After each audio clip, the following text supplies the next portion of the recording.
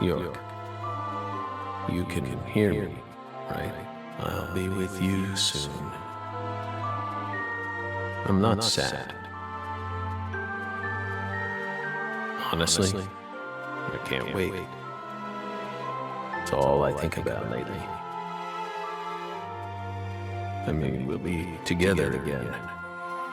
We'll get to discuss movies, food again. Everyone around here has bad taste. They don't understand things the way we do. It's a shitty world filled with shitty people. Oh, that reminds me. There are movie theaters and restaurants over there, right? As soon as I get there, let's go grab some peanut butter hamburgers and yogurt smoothies. I'm so excited, York.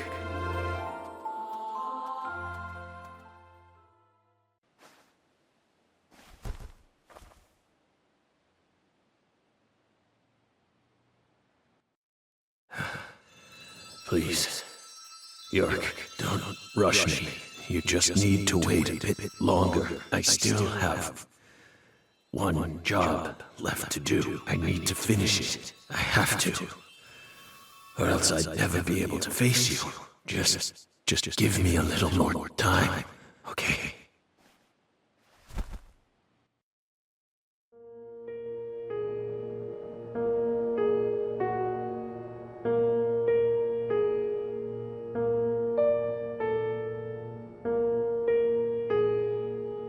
So, Lisa's mother, Galena Clarkson, confessed to murdering Lise.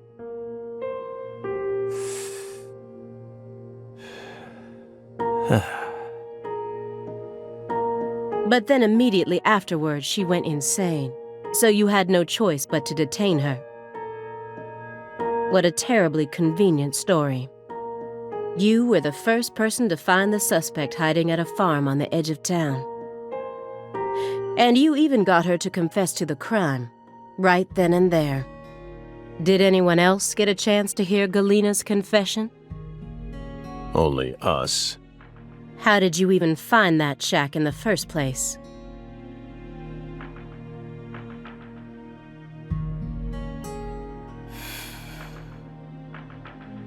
Metaphysical offender profiling. Meta what? Should I know this word? Metaphysical offender profiling. The term appears 6 times in the Lucare report and 14 times in the 2010 Greenvale report. As long as you're solving cases, the people in charge don't really care what sort of words you use. But we're different. You utilized a highly abnormal method to instantly hone in on a suspect. Then you did it again and again. And every time you used it, one term kept appearing in your files: metaphysical offender profiling. Mr. Morgan, would you mind explaining to us what this term means? We could try. But no matter what words we used, you'd never be able to understand. You see, it doesn't pertain to this side. Come, my fairy. Stop hiding back there and give them the explanation they so desire. What? You're too shy? Mr. Morgan? Mr. Morgan! Come on out. Don't be afraid. You can do it. It's okay. Come on. Come on.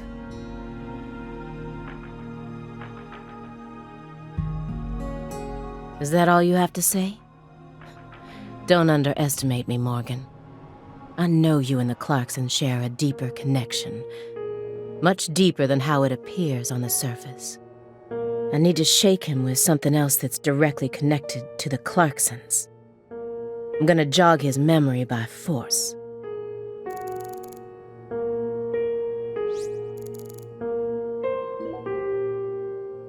Those letters look very old. The postmark suggests they were sent out from Louisiana. And I suspect that dragonfly mark belongs to the Clarkson family.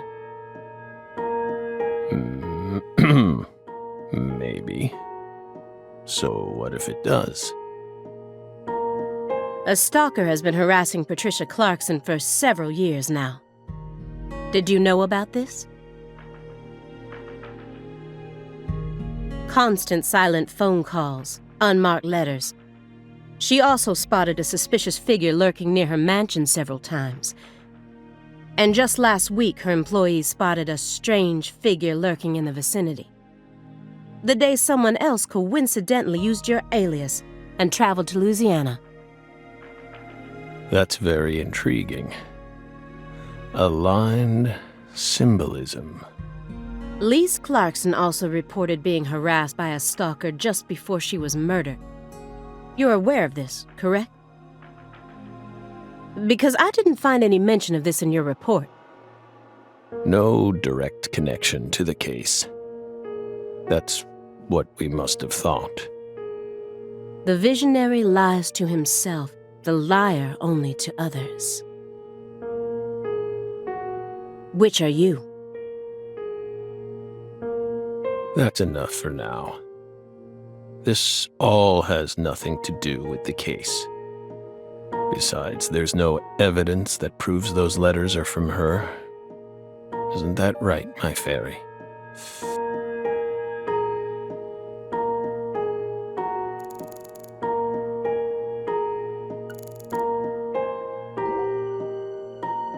Mr. Morgan, I noticed that several parts of this report have been redacted. For example, here. One individual's name has been erased from the key figure list. Would you mind telling me why? Someone in charge must have thought it was unimportant, or maybe even inappropriate.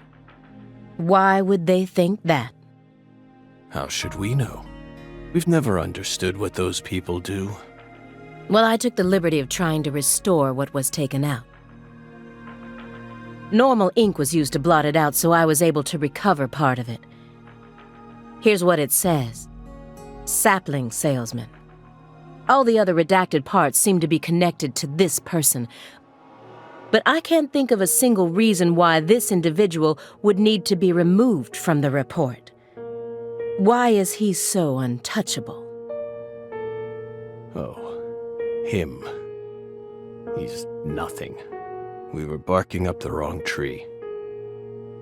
Meaning? Can't include someone who doesn't exist in an official report, now can we? Doesn't exist? You mean he had nothing to do with the case?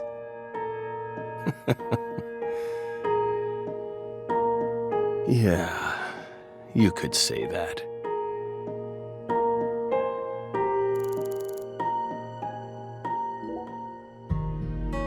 Mr. Morgan, according to you, at the beginning of this case, the victim's body was being stored in the warehouse on purpose. Is that the truth? They really put her body there alongside food and other perishables? It's in the report. No. The report only says it was stored using the most effective and shockingly inhuman method possible. If you can think of a better phrase, we're all ears. The report isn't wrong, you know. In fact, that might actually be the most accurate way of describing it. It's precise, and it's also kinda poetic, you know?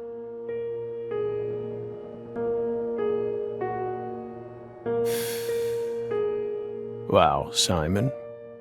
We never would have taken you for a poet.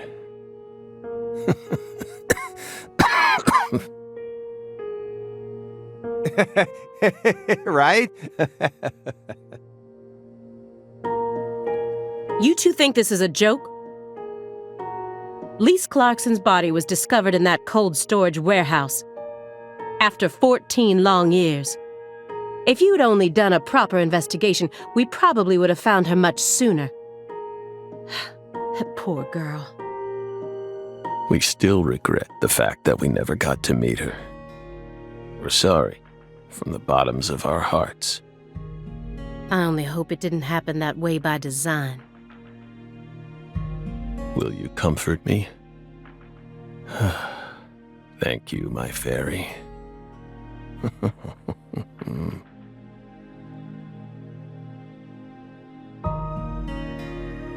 I knew it wouldn't go that easily.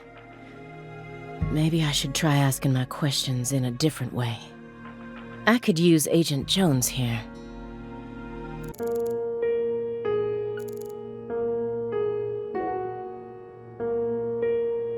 It's bugging you, isn't it, Aaliyah? Huh?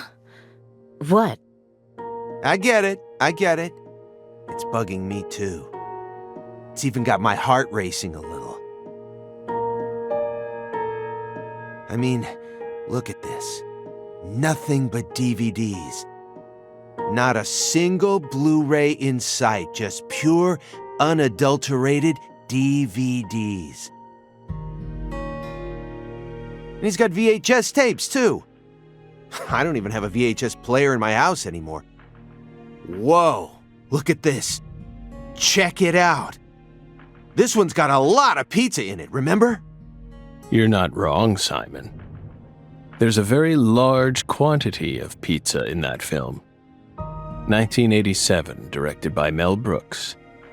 The version on that tape is the one we recorded back when you could catch it on cable TV. Oh, seriously? Damn, Morgan, that's incredible.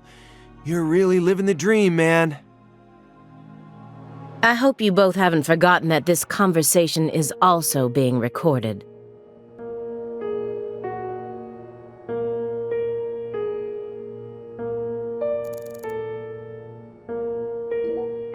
This is a nice building. Layout isn't bad either. Whew. Must be rather expensive to rent a place like this in Boston. How many other rooms are there in this apartment? That room over there, your bedroom? Huh. Why so curious, Belle?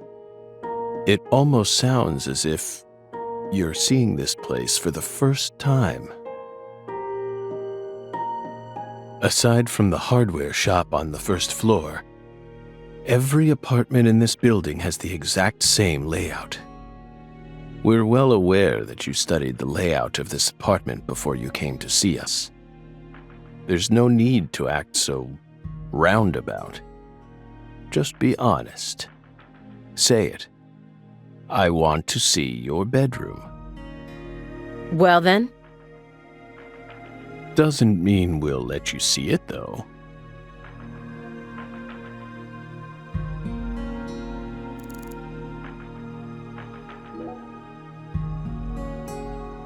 Agent Jones.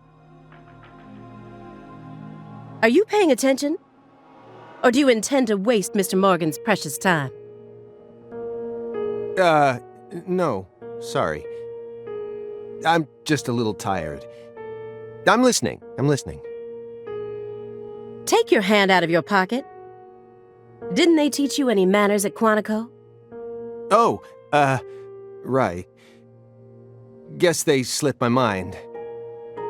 My bad. I'm actually kinda nervous. I'm not used to this sort of thing.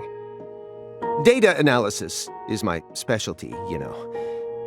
I'm sure I'd be able to calm down a bit if I had some pizza, though.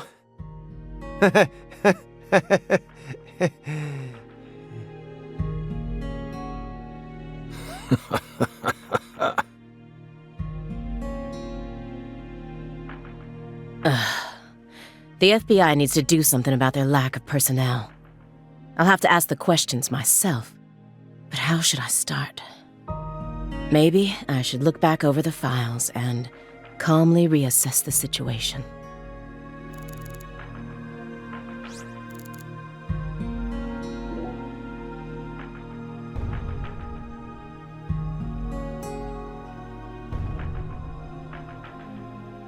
Just the usual around here, no need to worry. The usual? Yes. A strange person lives upstairs. Every now and then, he makes noise. What's strange about him? Several years ago, a woman was murdered upstairs. Her husband still lives there. Yikes. He's ex-BPD, and apparently he's still searching for the killer. But it seems like they cut all support for the investigation due to decreased funding. The team on the case wanted to keep working on it, but the suits wouldn't hear of it. A tale as old as time. Due to his situation, perhaps, he's been making a lot more noise recently. Like you just heard. You never noticed anything, Agent Jones. Well, I did hear some loud noises every now and then, but I didn't think they were real noises coming from upstairs. I mean, look at him.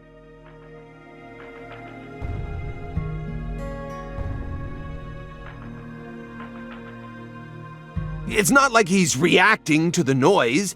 He always just went about his business as usual for all the years I've watched him. So I just figured it was coming from the TV. You really amaze me sometimes.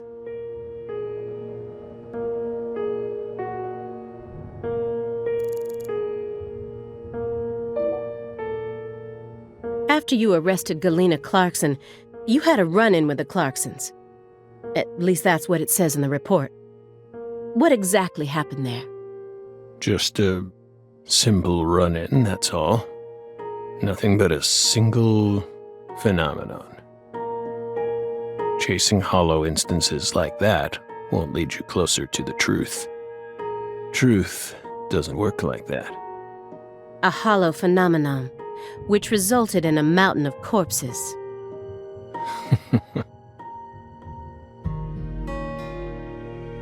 Oh, Belle.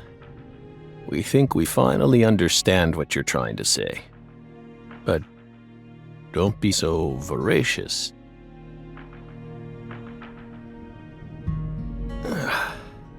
How about another cup of coffee? We've still got a long way to go, you know.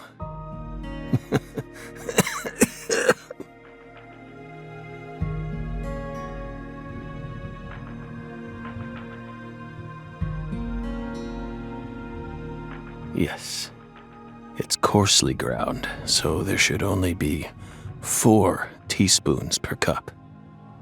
No more, no less. Next, the coffee travels from the funnel to the siphon. Simon, normally you only do surveillance in order to gather data, correct? Hiding microphones and cameras, sifting through garbage, wiretapping, shadowing, tracing credit card histories.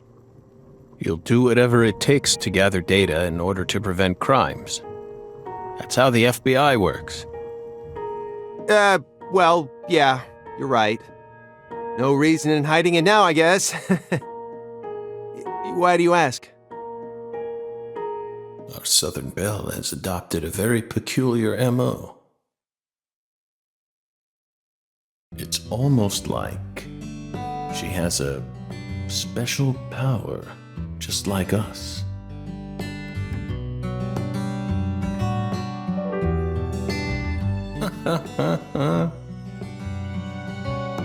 You've been watching us this entire time, haven't you, Belle? From that window. I don't need to answer that question. You came here on New Year's Eve, then spent 49 hours watching us until you returned to your hotel room last night. You observed us the entire time without sleep or rest. And you only ate once, some pizza delivered by Simon. Aside from that, you never drank any water or relieved yourself. You simply sat there and continued to watch us. You have visions, too, don't you? You came here solely to hear us talk, didn't you? But then, why bother watching us for over 2 days beforehand? You didn't come to talk with us. You came because you wanted to see this apartment with your own eyes. And because you're already convinced of something. Isn't that right? He who fights with monsters should see to it that he himself does not become a monster. And if you gaze long into an abyss, the abyss also gazes into you. But Oh, coffee.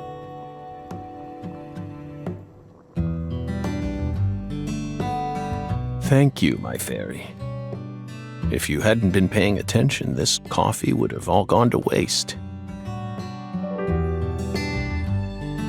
The pus in our brains, it really has a way of interfering with our lives.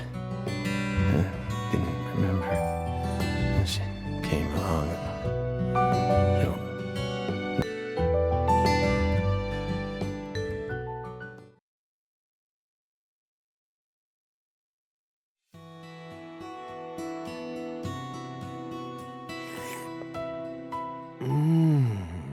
Oh. What the Christ? This is friggin' delicious. I thought I was gonna shit myself for a second there.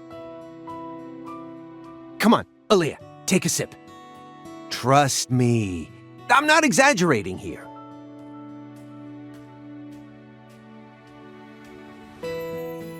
I don't believe it. It's better than any coffee I've ever tasted. Of course it is. Coffee is a sacred drink. Coffee saved us. If not for its oracle, we would be on the other side right now. So I never forget to pay my respects to coffee, especially at critical moments like this.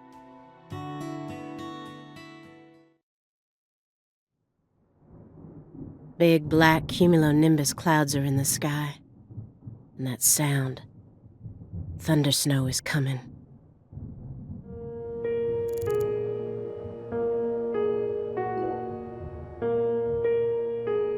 Come on, don't glare at me like that, Aaliyah. I told you I'm out of my element here, remember? This isn't the time or the place. Well, yeah, I know. I'm just really nervous. I mean, Morgan's a legend. And now he's right in front of us, and things are all tense. I'm sure it'd give any normal agent a stomachache.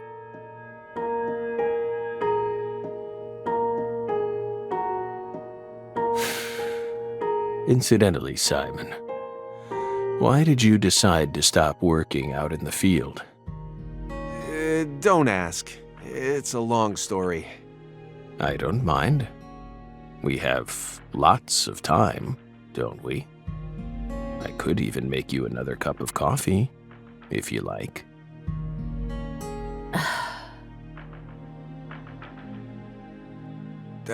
Fine then. I'll try to make it brief. See, I used to work out in the field. Even had my own partner. But we had a little rivalry that sorta ruined our relationship. It was over a woman, of course. You know how it goes. We fell in love with the same girl. At the same workplace, too. Then one day, the three of us went to go do a stakeout at a restaurant over in East Boston. I pretended to be a customer while my partner waited in the car, and she waited in the building across the way. Well, it only took a few minutes for my partner and I to lose our heads. We started engaging in this dumb contest to see who could impress her more. Things were looking bad. I knew I was gonna lose. Then, something happened. Right in front of me, a customer starts choking on something. Face was pale, froth at the mouth, the whole 9 yards. I got up at once, but my partner stopped me. Didn't want us to blow our cover. So what did I do?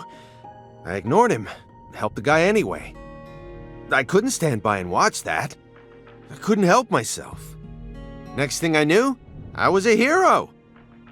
The guy survived, the restaurant thanked me, and I'd even managed to win the heart of you-know-who.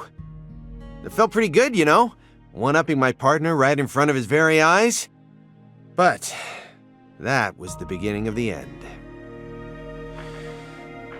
A few days later, she and I went to go get some bubble tea at a cafe in Brookline. And a man comes up to me and said, I'm here to thank you on behalf of the person you saved in that restaurant. Feeling a bit cocky, I said, all in a day's work, my good man, and tried to brush him away. But he held out an envelope to me and said, My client broke 3 ribs thanks to the unnecessary Heimlich maneuver you administered to him. He wants you to ensure that he'll be able to get the proper treatment. I thought I'd saved someone. But all I ended up doing is wasting a lot of my precious time wrapped up in an astronomically stupid court case. It also blew our cover, so our target found out about us. In the end, I was taken out of the field and banished to a meaningless job that anyone with half a brain could do. Oh, sorry, I didn't mean it like that. Anyway, well, that's what happened. Of course, I also lost the love of my life and went back to being a lonesome loser. And that's why I hate being out in the field. Oh, come on! I tell you all that and you're not even gonna say anything? That was long, Simon. Hey, I warned you! I told you it'd be long! Oh...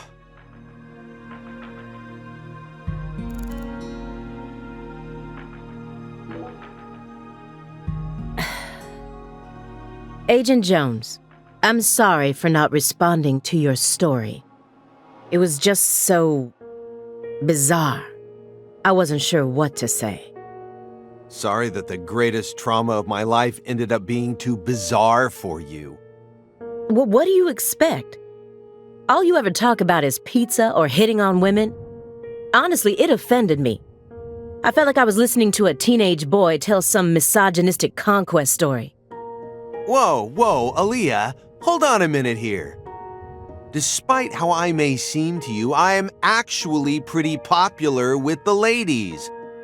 And you know that coworker of mine? She's the one who came on to me. Besides, I only told that story because a certain someone asked me to. It's what happens when you're a popular guy. Is this all some big joke to you? I'm really losing my patience here.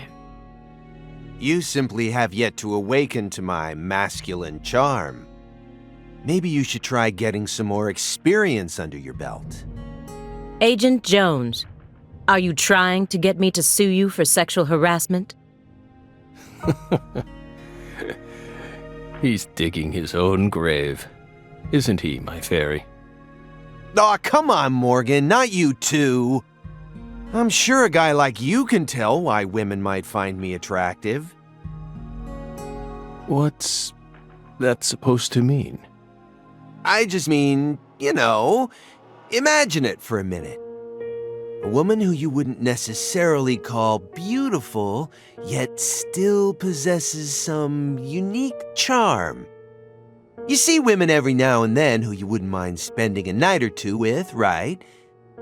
And I'm like the male version of that. Come on, you know what I mean. Some women just prefer a man who's a little below the norm. And they're usually with a different guy each time you see them. From straight-laced businessmen to gold chains and fake tans. They prefer buffet style, you know? Anyway, my point is, we've all got this special kind of sex appeal. I couldn't even keep track of all the sexist remarks you made just now. Hey, just cool it for a sec, would ya? We're having a guy conversation here. This is all just strategy I'm using to try and loosen Morgan up. Trust me.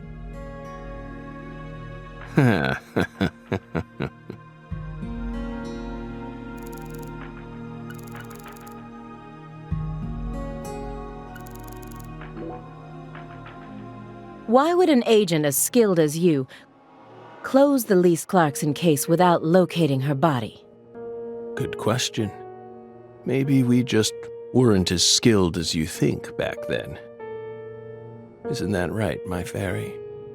You reported the body as being stolen. Was that truly the case? Meaning? Meaning there's a possibility that the body wasn't stolen, but purposefully moved instead. Maybe someone ordered someone else to get rid of the body, or even store it in a specific place. But who? And for what purpose? In order to use the body for something else. You never considered that? Perhaps there's some connection between the frozen body and the fact that Sang Rouge is still being produced. Hey, Aaliyah, how about explaining yourself clearly so that even I can follow along? Someone extracted the ingredients to Sang Rouge from Lise Clarkson's body. That's what you're trying to say, isn't it, Belle? So that they could go on producing the inimitable drug without Professor R. What? Drug addiction destroys people physically and mentally. It makes them capable of doing anything just so they can get their hands on a fix. Abusing a corpse? That's nothing to an addict. And with your dependency, I suspect you might know just what that's like. Maybe we do. If you threaten to take this away from us, I might have to kill you both right here. And steal all your $100 bills. Oh, spine-tingling, scary stuff, isn't it, my fairy?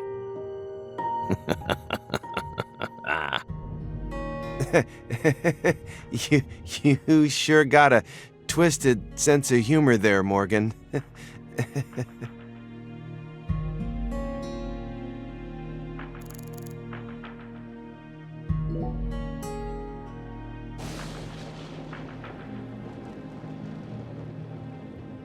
Do you hear that thunder? It's probably gonna snow soon. We're in Massachusetts. That's the norm for this time of year. Well, I'm not used to the cold. If possible, I'd like to finish this up before we get stuck in a snowstorm. Agent Jones, after we're done here, Agent Jones, is something the matter? Snap out of it. Oh, sorry. Yeah, I know. Do you? Then stop daydreaming. Okay. You just what?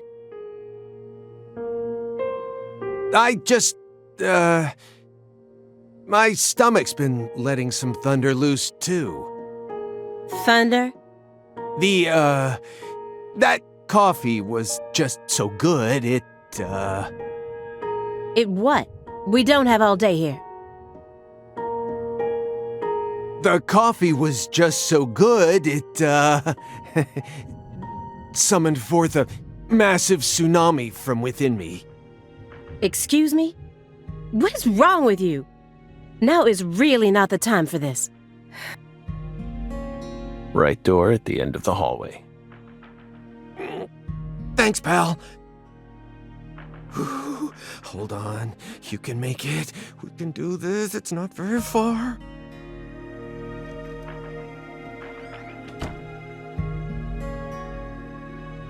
We promise you, we did not put laxatives in the coffee. Coffee is a sacred drink, remember? Motherfucker.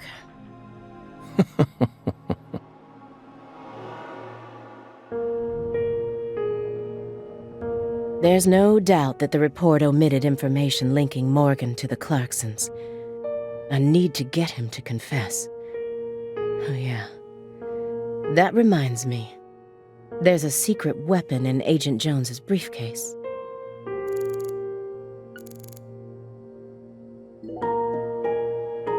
Mr. Morgan, I heard that you were always a smoker. Did you ever wonder if that was the reason you contracted your illness?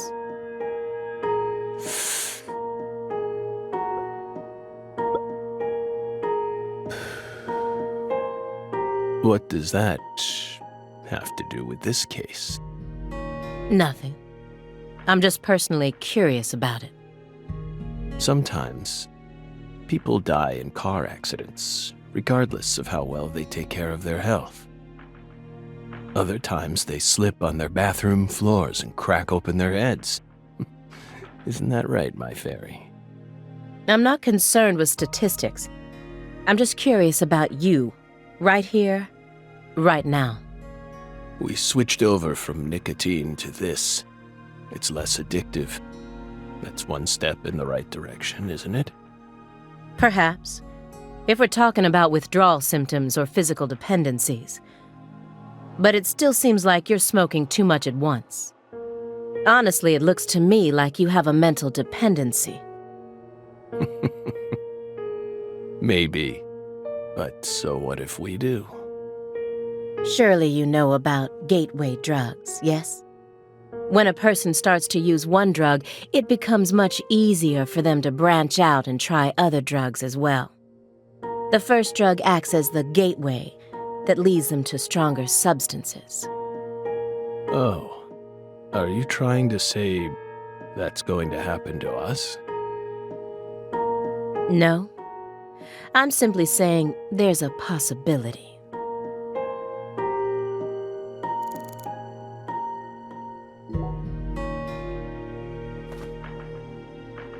Have you ever seen this before? And please, don't say no. Sang Rouge. The drug we once chased. What about it? Sang Rouge is still circulating. It's changed shape and its composition is slightly different now, but it's still very much alive. But only in a very limited part of Louisiana. You aren't surprised? Did you somehow know this would happen?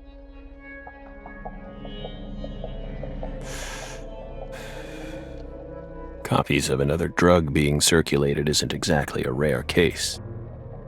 But Sang Rouge is special.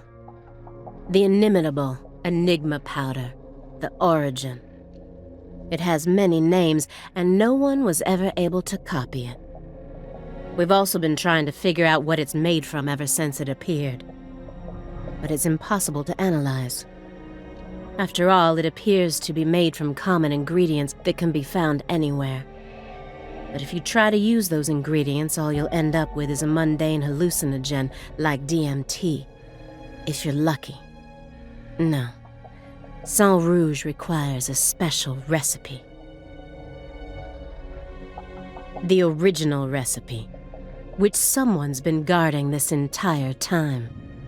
Someone who survived the incident in Le Carré.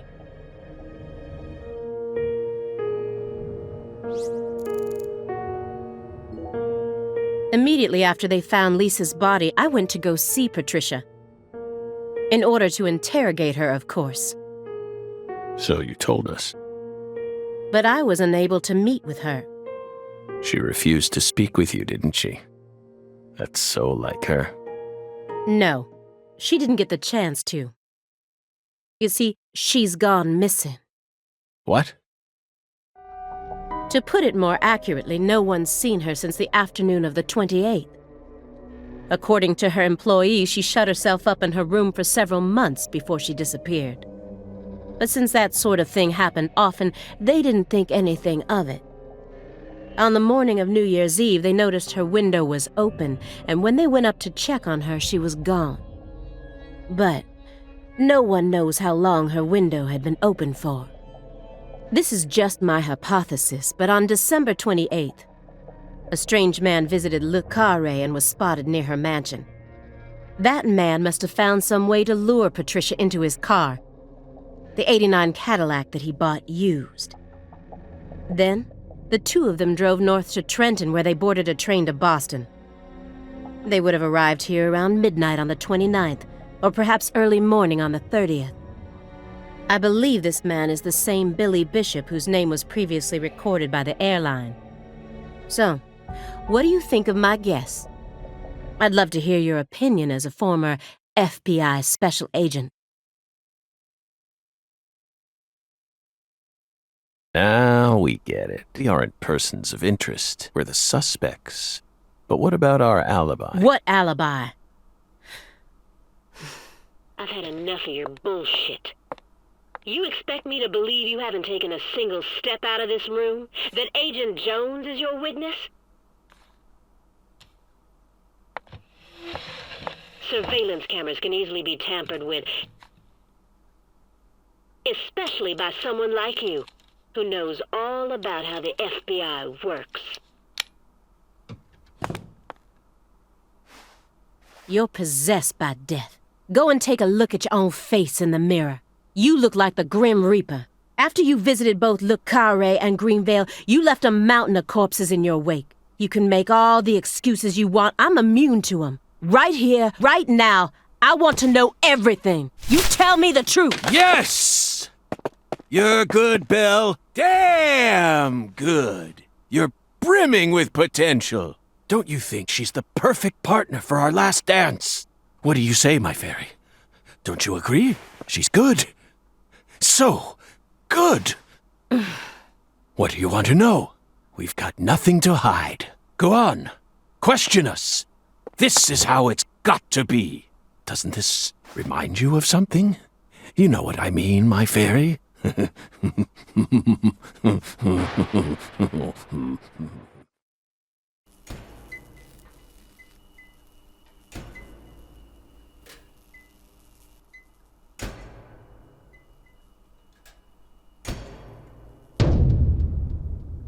Son of a... How did this happen in my town? God damn it!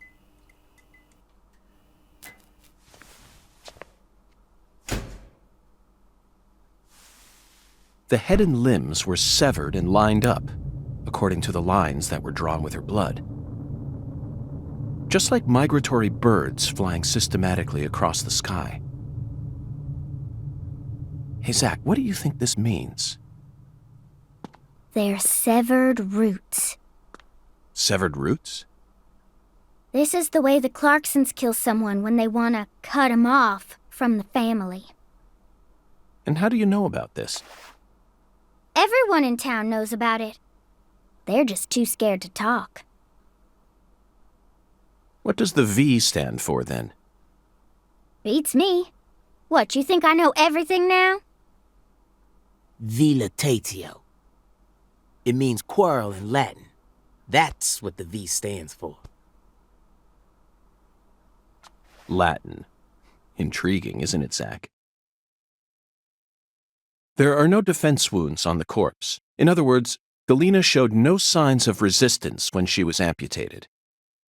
But, strangely enough, there are small traces of subcutaneous bleeding around the wounded areas. That's a vital reaction, which means she couldn't have been dead. You mean... Yes, that's right, Patty. Galena was amputated while she was still alive, and she never resisted. Is that even possible? It certainly isn't impossible. For example, if she was put to sleep with a drug, or if she desired the amputation herself. Why would she ever desire that? Mr. York, I'm sorry, but there ain't no way that could have happened. How can you be sure of that, Melvin? Our world contains phenomena that could never be explained with logic.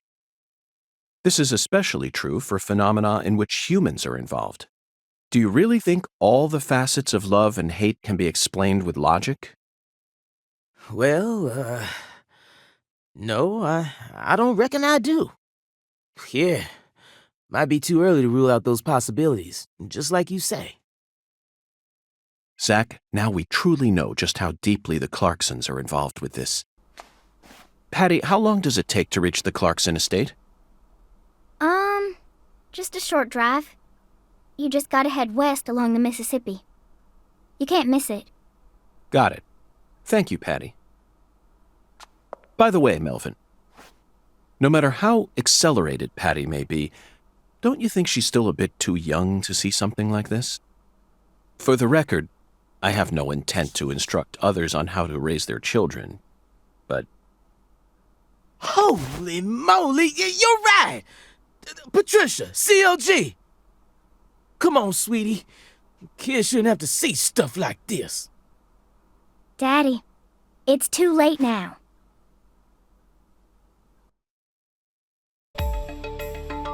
You sure you okay, CLG? I'm fine. Besides, I'm used to seeing stuff like that on CSI. You're the one who looks pale, Daddy. Well, it did shake me up a little, but I'll be back to normal in no time. Sorry about that, Mr. York. What say we rest in the interrogation room till we all calm down, CLG? Sure thing, Daddy. I'm gonna go sit with Daddy for a bit, Agent York. We can join back up later.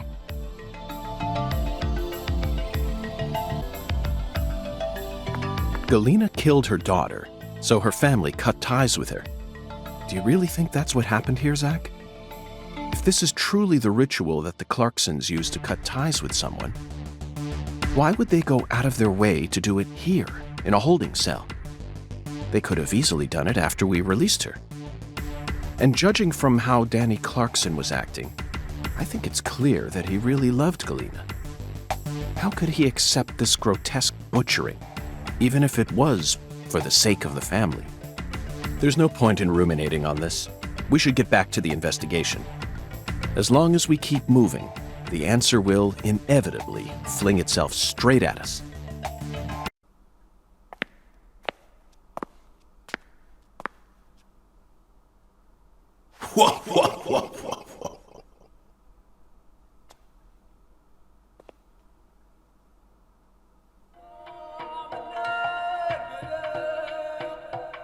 You found the flying serpent.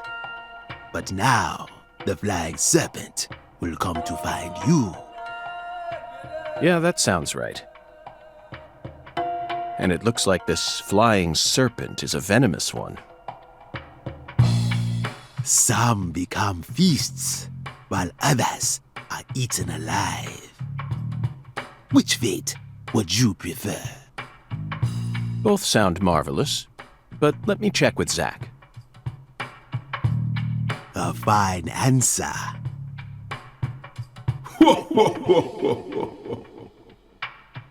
Find the one who fired the pistol at heaven. Within the white hall of beds, brandish the ticket to the goddess.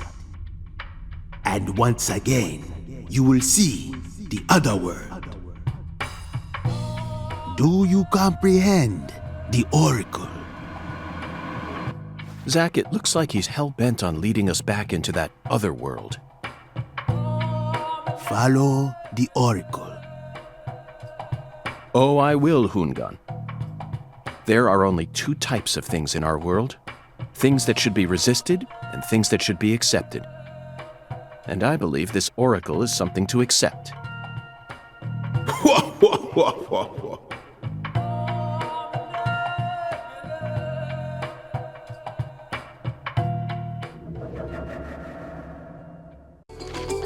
Do you think we're crazy for believing everything that skeletal gentleman says? No, we're not crazy. Not one bit. This is our destiny, that's all. But I shouldn't need to explain that to you, Zach. The one who fired the pistol at heaven. Firing pistols at the sky might be a rather common occurrence for the South. Remember? Young Guns, 1988, directed by Christopher Kane. There's that great scene where Emilio Estevez keeps firing his Colt M1877 up at the sky. Oh, but that film took place in New Mexico, didn't it? And the Oracle probably isn't referring to a situation like that. It's got to be for some purpose other than an attack or a threat. Raising a pistol up to the sky, then slowly pulling the trigger, kind of sounds like the start to a race. Don't you agree, Zach? Bingo, Zach. We're currently running a race here. And the one who started this murder investigation is indeed the one who fired the pistol at Heaven. In other words, the person who first discovered the body. According to the files, Lisa's body was discovered by Chuck Thompson, a crawfish farmer. He apparently works out of a fishing hut located in the marshes south of the bayou. Let's go pay him a visit. Who knows? We might even get to see some crawfish. What? Why isn't the murderer the one who started this race? Zach, this isn't like you. Of course the murderer isn't the one who started the race. The murderer's running it. They're currently in first place, and they're breaking all the rules. Any more objections, Zach?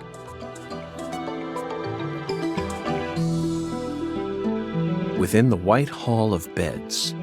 This one is even easier. There are only a few establishments that have a whole hall's worth of beds, especially in a small town like this.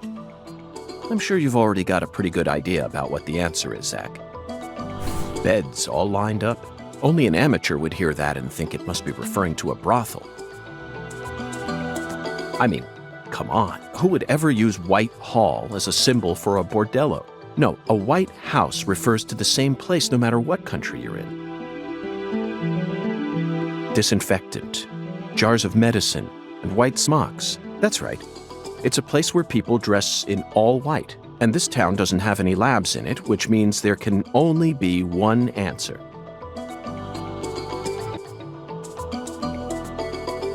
You never disappoint me, Zach. It's a medical facility.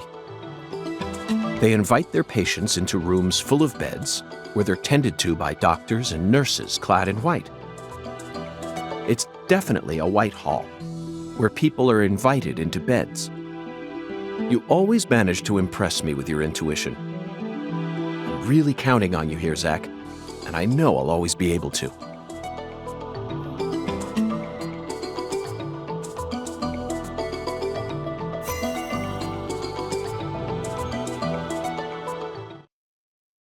Agent York, you're trying to leave without your trustworthy assistant? Hello there, Patty. I'd never attempt such a thing. I was simply engaging in a battle of wits with Hoongan while I waited for you. Hoongan? Yes, the skeletal gentleman in the top hat. Not that story again. Is this how you always conduct your investigations? This is the way I work.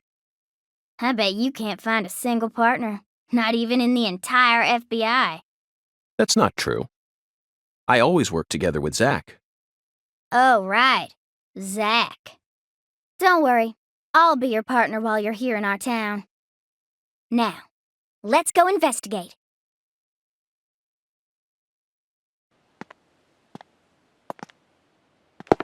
Ugh!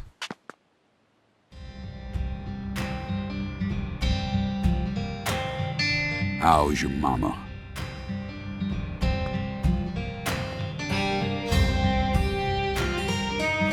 So, you're that hotshot FBI agent I keep hearing about. And who might you be? I came to claim the body of my daughter. My daughter, who was murdered in a holding cell after you detained her yesterday.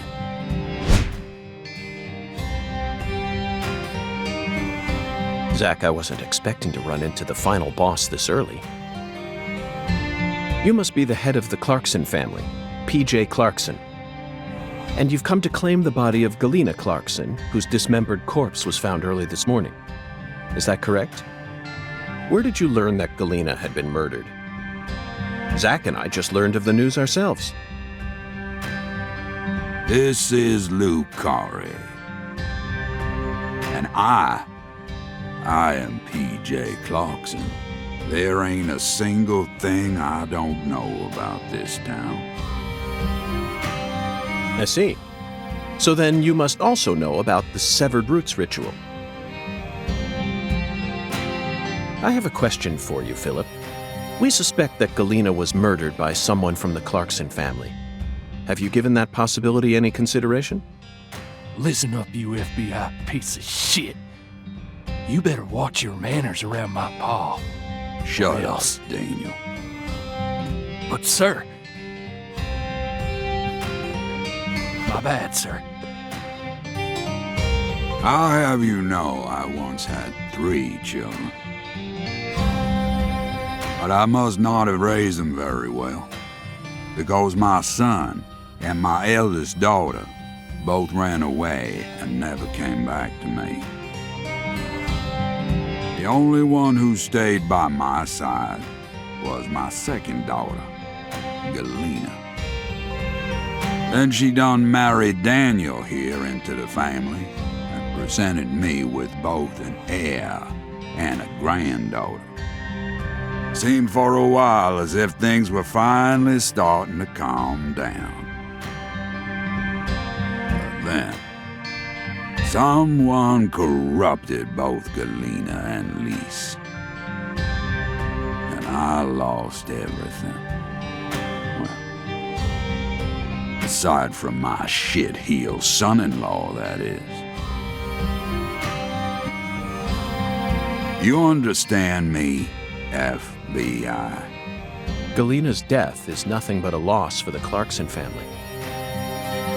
That doesn't mean the Clarksons are automatically innocent, though. Humans don't always act out of self-interest, do they?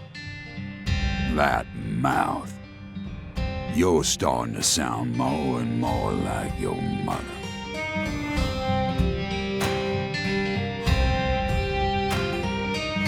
We're leaving, Daniel. What? But my treasure...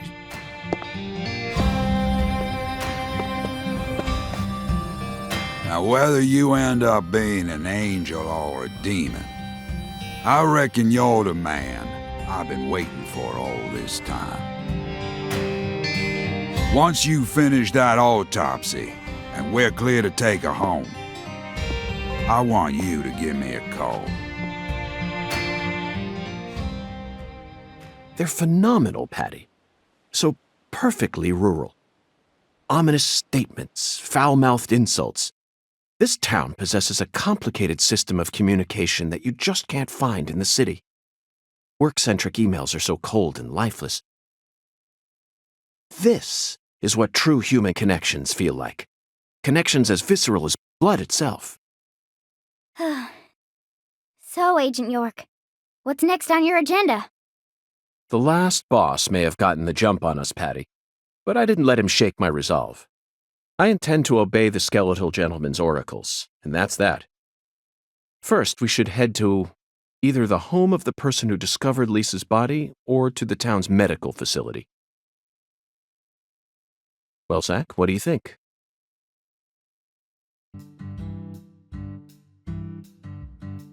It really seemed like you knew who Galena Clarkson was. Well, I've never actually talked to her, but it's a small town. Pretty much all folks know who the Clarksons are, and Galena's supposed to be extra scary compared to the rest of them. Back when we saw her in town, I felt like she was glaring right at me, so I got real scared. No one will come out and say it, but I'm pretty sure they're all relieved that she was the killer. We're lucky the killer ended up being a member of the Clarkson family. Otherwise, the whole town would have turned into a battlefield. You've got a point, but did everyone really hate her that much? They didn't hate her. She hated them. She had this real peculiar way of treating people. I don't know how to describe it. Contemptful? Yeah, I guess that's it. She never opened up to anyone in town. She was rich, beautiful, and wanted to become an actress. So she went to a metropolitan city to refine herself. There's always a chance that people like her may develop prejudices towards those who stay in the countryside. A big chance, even. But just because a person has prejudices doesn't mean they'll go out and murder people. That's where my doubt lies. Was there any sort of omen which made people happy that she was the killer instead of someone else? I'm just telling you how I feel. How am I supposed to know if everyone else in town felt the same way?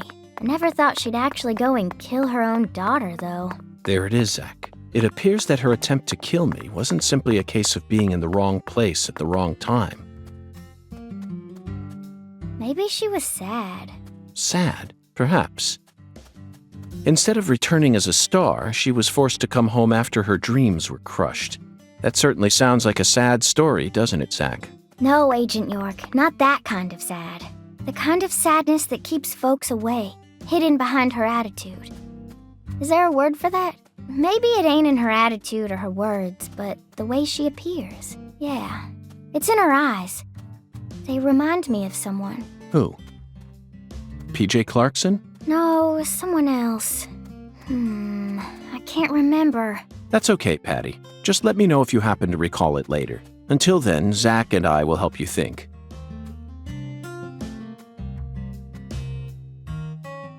You didn't even twitch when you saw Galina's body. Why would I? Dead things can't hurt us, right? Girls your age don't usually think that way. Do you have kids, Agent York? No, I don't. I'm not married either. Then you have no idea how girls my age usually think. Besides, I'm used to seeing dead bodies thanks to CSI. Especially dismembered corpses like hers. You know, for a so-called profiling professional, you're pretty clueless. In that case, allow me to apologize. But don't you think it's a bit of a leap to discount my observational abilities simply because corpses don't scare you? I don't know. I mean, you're completely wrong. Do you know what I was thinking back there then? Of course not. I'm not a pro. The same goes for me, Patty. No manner of pro could ever know 100% of what another person is thinking. Unless, of course, that pro has a mental connection with them, like Zach and I have. If I was telepathic, I wouldn't have joined the FBI. I would have taken over a small country or become a messiah. Now who's making crazy leaps? I will admit, though, Patty, I feel like you and I have something in common. We definitely have similarities, even though they aren't as strong as the ones that Zach and I share. Whatever. Perhaps you and I grew up under similar circumstances. We're both unique cases. Huh? Unique cases? In your case, your beautiful mother's second husband became your daddy, but then your mama got sick, forcing you to take care of things, while you used CSI as your escape. Would you just knock it off? I ain't trying to act like some tragic heroine here. And I don't care that my daddy isn't the same color as me. You're way more narrow-minded than I took you for, Agent York. Narrow-minded? You're just realizing this now? Of course I'm narrow-minded. I'm a selfish man who lives life according to his own rules, with no interest in common sense. Naturally, this makes me terrible at reading situations, and I often end up angering people by total accident. But is it really that big of a problem? I've still made a contribution to society by solving numerous difficult cases, and I'm still terribly charming.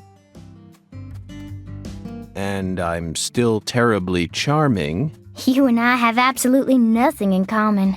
What kind of circumstances does a kid even need to end up like you? Try asking Zach. It's not my place to answer that one.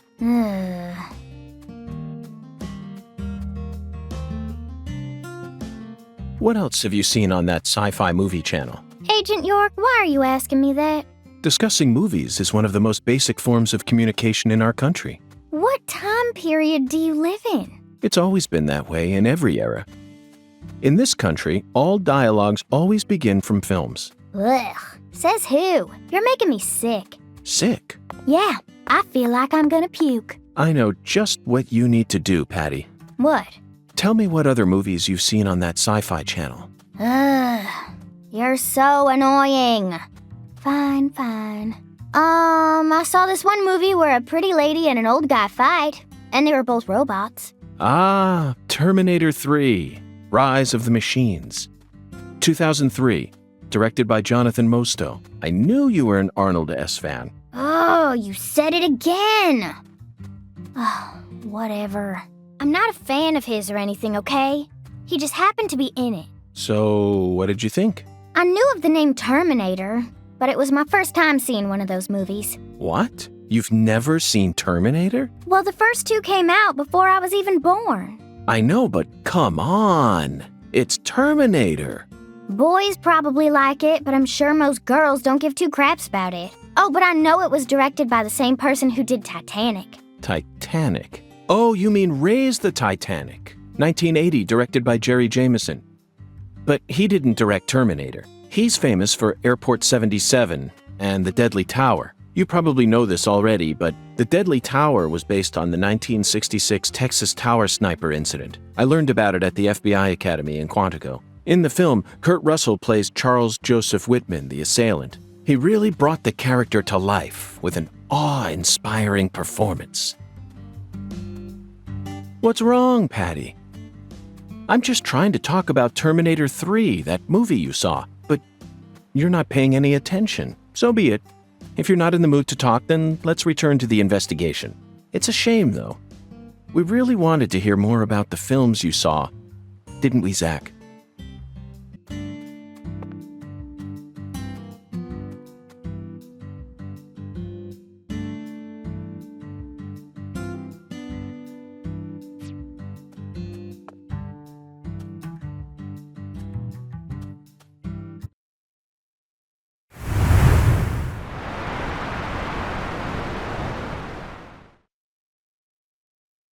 Okay, Zach.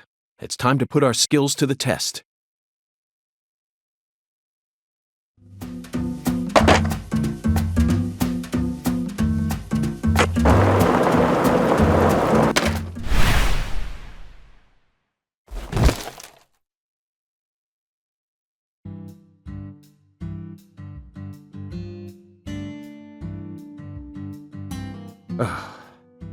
Well, Zach, it seems as if we've reached an impasse.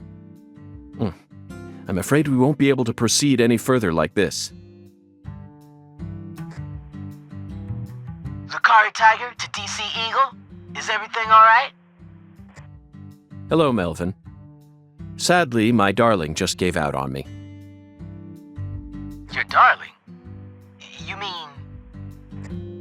Yes, that's right. My beloved skateboard. I know the chances are slim, but do you happen to know of any establishments in town that can repair skateboards? Please, I hope this doesn't offend you. Neither Zach nor I would ever dare to assume that a remote country town like this would have a skateboard shop in it. But perhaps you have at least one eccentric who likes to tinker with them in their spare time. I know just the person. Double bass player by night, trick master by day. God blessed her with 2 talents, and her name is Emma Sanders. Emma? That's right. She's Pastor Sanders' adopted daughter, and was also Lise Clarkson's best friend. Emma really knows her stuff. She's got tools and a mountain of parts, so I'm sure she'll be able to help. I owe you one, Melvin. Zach, I never thought we'd find our very own skateboard mentor out here in the sticks. Let's head straight to Emma. What is it, Zach?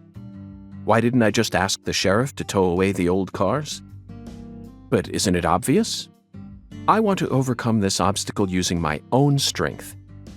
In fact, I want to soar over it.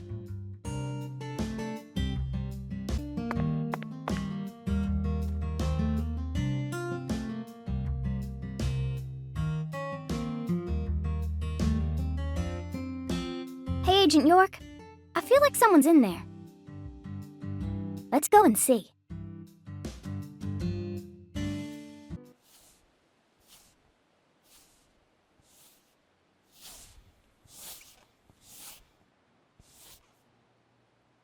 Huh? What do y'all want? I'm kind of busy here. Hi there. Are you Emma? Yeah, who are you? Francis York Morgan. I'm an FBI special agent. Please call me York. That's what everyone calls me. Agent York? So, what does the FBI want with little old me? I already told the police everything I know about Lise. Emma, I haven't come here to talk to you about Lise. Although I suppose it's sort of connected in a way. My darling is broken, and I need you to fix her. You call your board your darling? I never heard that one before. All right, let me see it. I'll try and assess the damage.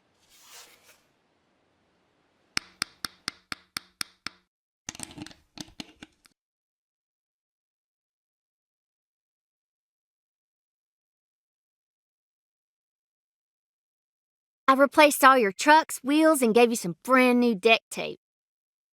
Also, you were missing a tail guard, so I put one on for you. That way you should be able to do a few tricks here and there without any risk of damage. Well, what do you think? It's beautiful, Emma. The wheels were scraped down and the base plate screws were all about to fall out. Oh, and the axles were also warped. It was pretty much in critical condition. Now, what I want to know is, how did it get that way? Well, my car was stolen on my way here from Houston. So, I switched over to my darling and rode her here instead. You know, you're crazier than you look. Emma, would you mind answering another crazy question for me? I want to use this board to soar, literally. Would you mind teaching me a trick that would allow me to do so? You mean you want to do a wally? Ooh, well, I'd be happy to teach you how, but it's too cramped in here. Oh, I know where we should go. You want to learn too? You sure? Seems like you're interested. Whatever. I know you're just gonna come along anyway. So you should at least learn the basics.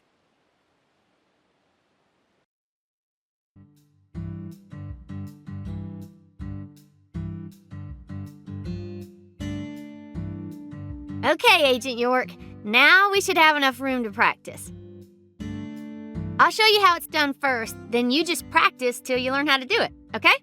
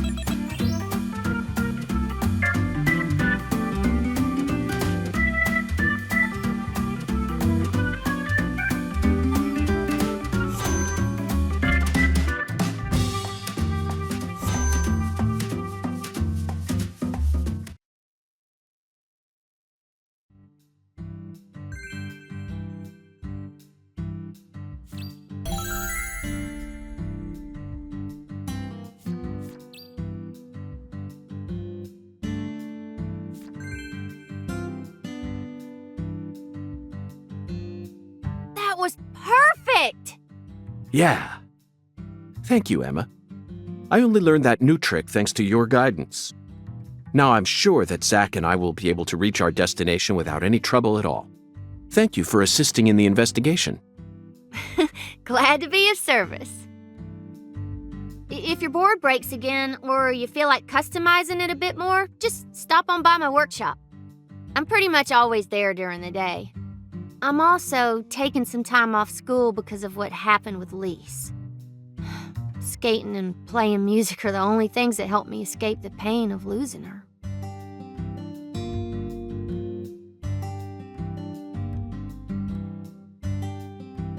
Zach, did you see the expression on her face just now?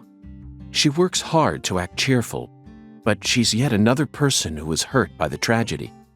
Lisa's death is like wildfire, spreading embers of sadness throughout the entire town.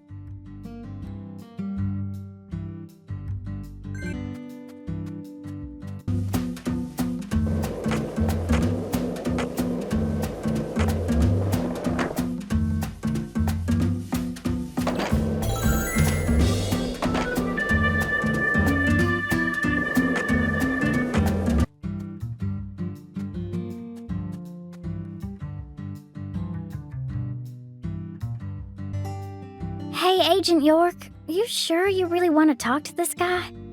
He kind of scares me. Hattie, there's no need to worry. Just hide behind me and you'll be fine.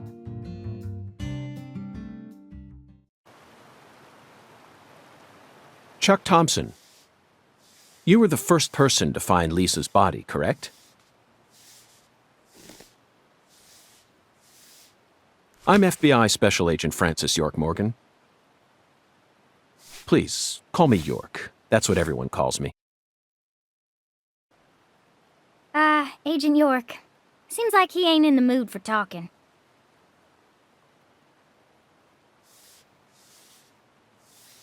Chuck Thompson, may I have a word with you? I'm looking for the one who fired the pistol at Heaven.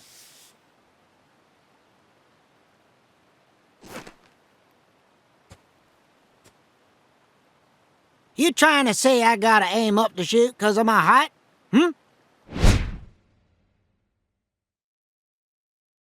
Not at all. I was merely quoting the skeletal gentleman's oracle. Skeletal gentleman? You ain't making a lick of sense.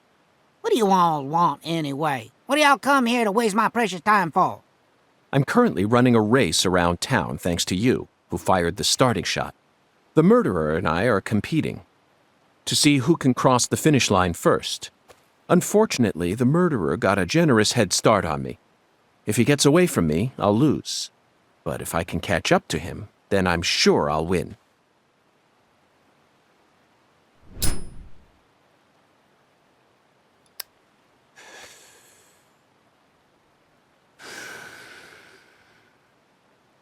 So please, Chuck, tell me, how did you find Lisa's body? Her body was hidden under a bridge on the bayou, very close to the Mississippi River. It's got to be at least a few miles away from your farm in this swamp, right? Oh, the Clarksons are the folks who gave me the damn permission to find crawdaddies here in the first place. Now why the hell would I ever want to kill that little girl? Then what were you doing out there? You know, lately I've been seeing a queer boat around these parts. It ain't too big. Probably only holds 5 or 6, and it's got a deep draft. Assholes think they can just drive right through my turf, right through my dang crawdad farm. So you gave chase, which led you to Lisa's body?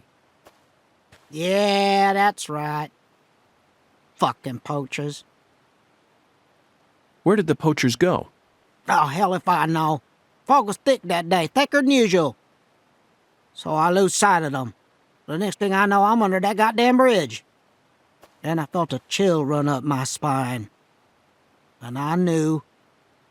So I drove up to the bank and got out. And there she was, strung up on that there altar.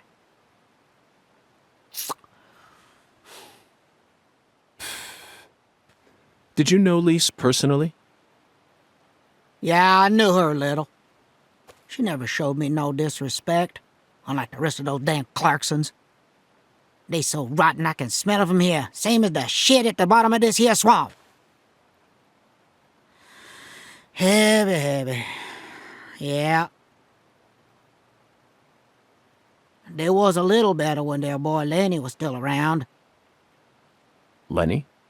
Yeah, Leonard, PJ's son. He never showed me no disrespect neither. And he's the one who gave me permission to farm here. But Well, ever since he left home, his whole family's gone straight down the shitter. Lisa was the only decent one left. She was wise, just like Lenny. Ain't right, I tell you. Heavy, heavy, heavy. Now I'm done talking, goddammit. Now go on, get the hell out of here. Philip mentioned something about his son leaving home. That must be Lenny. Did you know about that, Patty? Everyone in town knows about it. By the way, Zach, do you remember what we saw when we were skipping stones? That boat with the dragonfly crest. Zach, no matter where we go in this town, we're constantly assaulted by information related to the Clarkson family. Just where is that skeletal gentleman trying to lead us?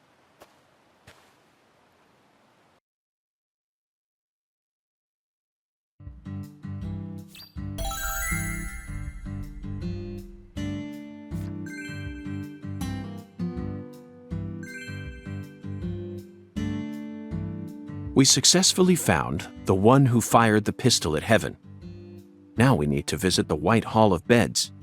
You know, Zach, it almost feels like we're orienteering here. Doesn't it remind you of our training in Quantico?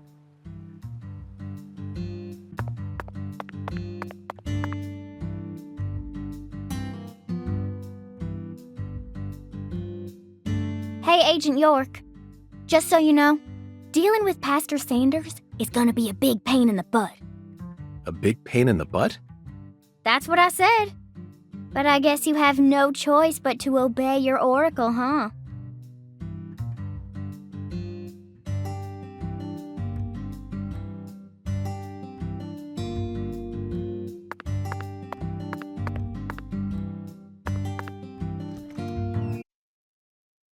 I don't like hospitals. Why not? They soup folks up with medicine, cut 'em up, and then they try and act like they're your friends. Something ain't right about that, you know. It goes against the laws of nature. Plus, this is a church. So you got a pastor, a servant of God, actually playing God with his patients. I think you have a point there, Patty.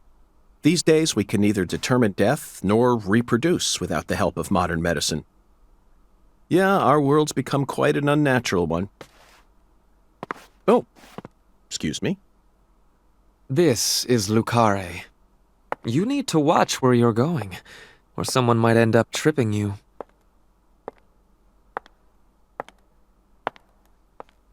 Zach, it's her. The stylish woman who watched Lise die.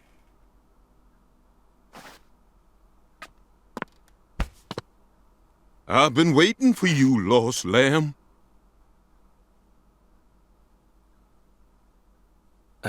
Hi there, Pastor. Would you mind letting go of me? I'm in a bit of a hurry right now. So pitiful.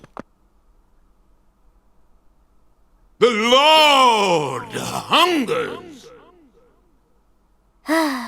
Here we go again. What? Pitiful. Truly pitiful, my little lamb. No, neither Zach nor I... Oh, so pitiful. So pitiful, just pitiful. The Lord hungers. 1 can of Spam, 1 can of red beans, and 1 can of spinach. You are to offer up the taboo trinity. Taboo? Don't you mean the holy... Oh, how I pity you. Unlike us humans, the Lord never errs. Now, my pitiful agent, bring forth the taboo trinity at once.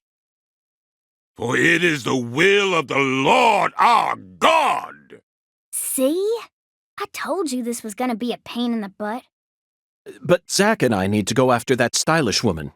Too late now. We need to obey God's will.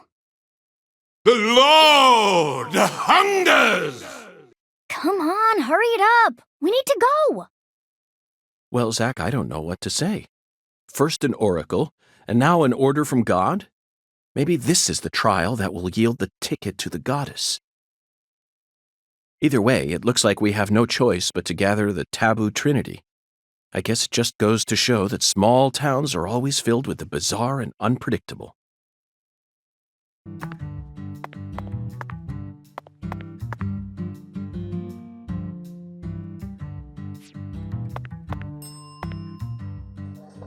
So, Mr. York, what do you think of my castle? Pretty cool, ain't it? I've been curious about it since the first time I saw it. You've got excellent taste, Melvin. I dub it Lou Crawfish. I'll have you know, crawfish is pretty much its own food group in this town. Since this store carries all the bare necessities you'll need for daily life, I reckon it was an apt name. If it's sundries you're looking for, there ain't much you won't find here.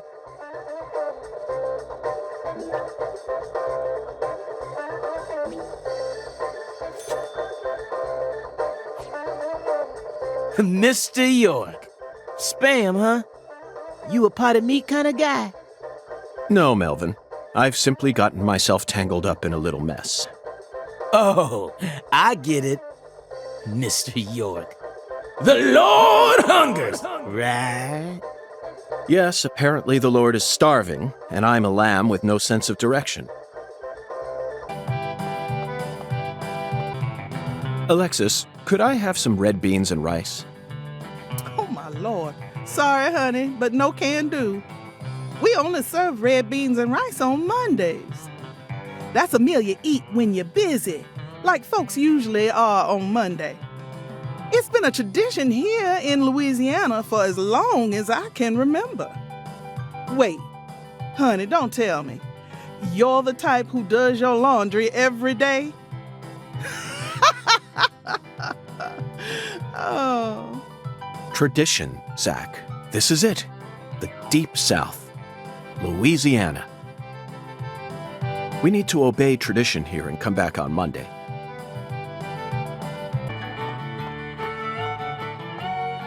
Ugh, the air out there don't feel right today. You feel it too, honey? Oh, coming right up, honey. I'll put my heart and soul into it.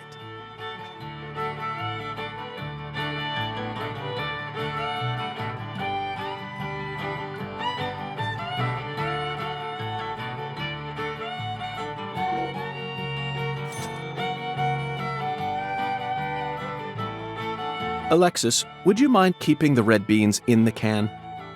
I'll pay the regular price, of course. Oh, my Lord. Why don't you want me to take them out of the can? They're for an offering, you see. Oh, why didn't you say so? The Lord hungers. Exactly. As you can see, I'm a pitiful lost lamb. Now I get it, Zach. This is nothing but a shameless fetch quest.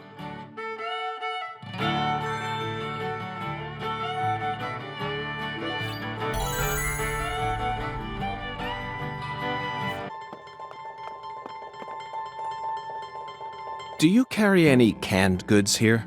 Canned goods? The vermin of the grocery store? Nay, I think not. Understood, Mirror. Well then, if you'll excuse me. Wait.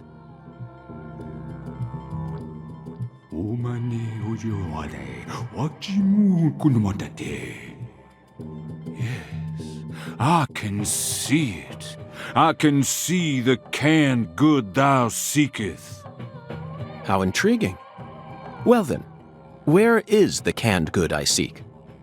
In a place where no man could ever peddle it. I see. In a place where it can't be bought from a person. Got it, Mirror. 'Twas but a trifle. For the Lord hungers, doth he not? Zach, it's in a vending machine. It appears that God wants us to go on a wild goose chase all around town.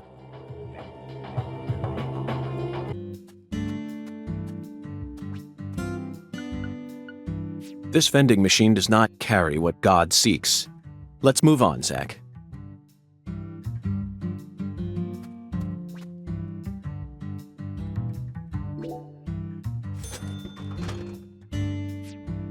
Zach, we finally found our can of spinach. Look, Zach. Even this vending machine is managed by Clarkson Food Delivery Services. But who in their right mind would sell canned goods in a vending machine in the middle of nowhere? I only hope that it's not expired.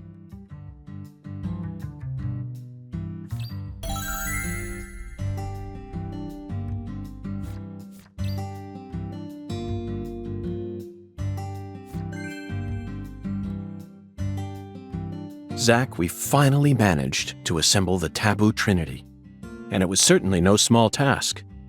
I just hope it rewards us with some data that will help us push this investigation forward. Come on. It's time to show that pastor the fruit of our labors.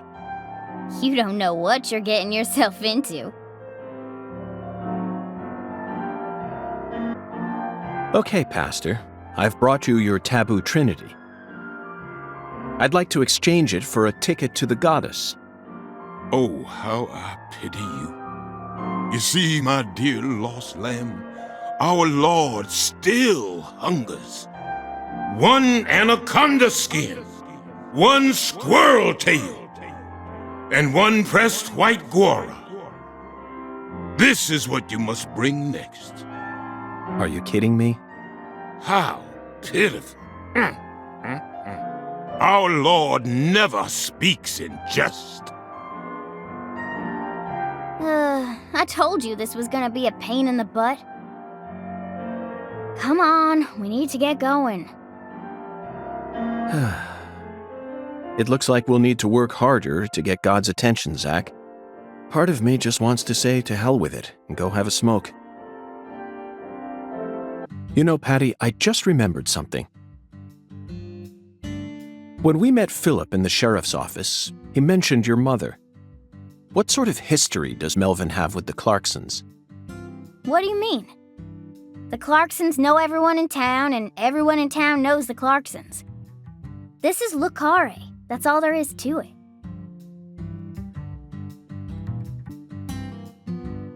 Zach, something isn't right here. I just hope the Clarksons don't have anything to do with her mother's illness. That's all I'm concerned about. Either way, the truth will reveal itself to us eventually. Just like it always has.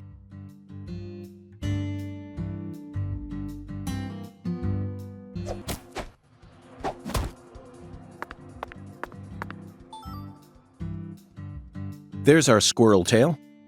I hope we can gather the rest of the materials this quickly. Honestly, we don't have the time to help God out with his heavenly errands.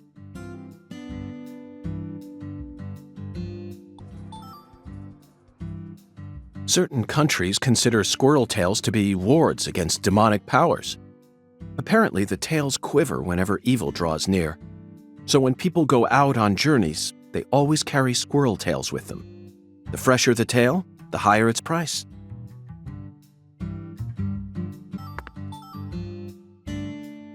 Ripping a squirrel's tail off its corpse is an eye-opening experience, Zach. I don't care if God commanded us to do this, it's pure butchery. But we'll just have to live with it. After all, humans are wild at heart.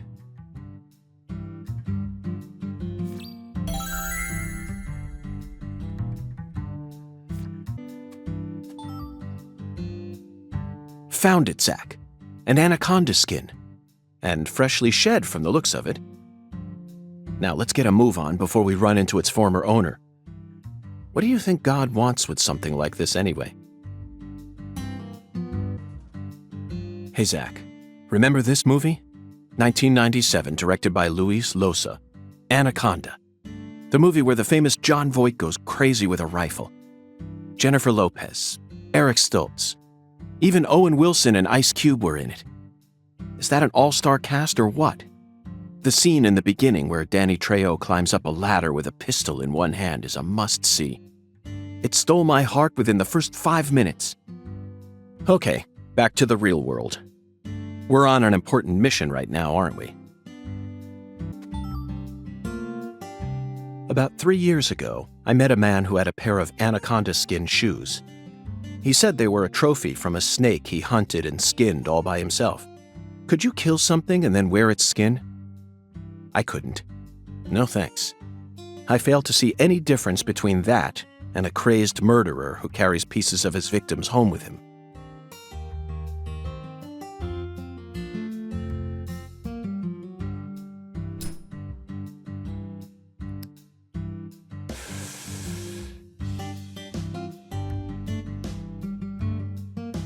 Zach, I never knew that following oracles was such back-breaking work. I really needed this cigarette. I think I'm on the verge of losing my mind.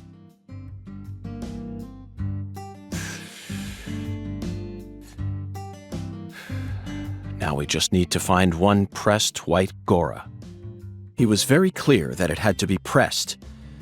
Do they sell pressed flowers in stores here? I think I'm stumped, Zach. Perhaps we better go ask our well-informed concierge for help.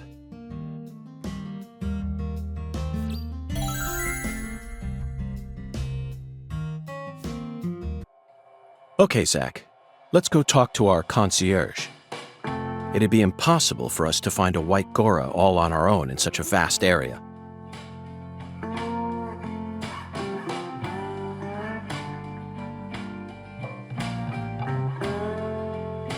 Welcome back, Mr. Morgan, sir. Hello there, concierge. Do you mind if I ask you a question? How may I help you, Mr. Morgan? I'm in need of a pressed white Gora. Do you know of a store where I could find one? The Lord hungers? Correct. Jolly good, sir. In that case, please ask our bellboy. His hobby is pressing flowers, so I'm sure he'll be able to assist you. Mr. Morgan, did you find the pressed flower? No, not yet. Very well. In that case, please speak with our bellboy. I'm sure he'll be able to help you, sir.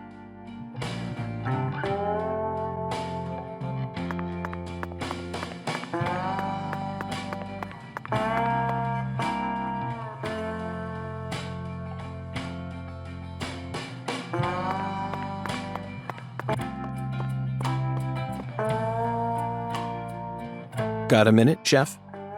What is it, mister? I got my hands full here. Do you know where I might find a pressed white Gora? Now, what did I tell you? I'm a professional chef. I don't flap my gums about any old thing. If you want to know about the town, you best ask our concierge.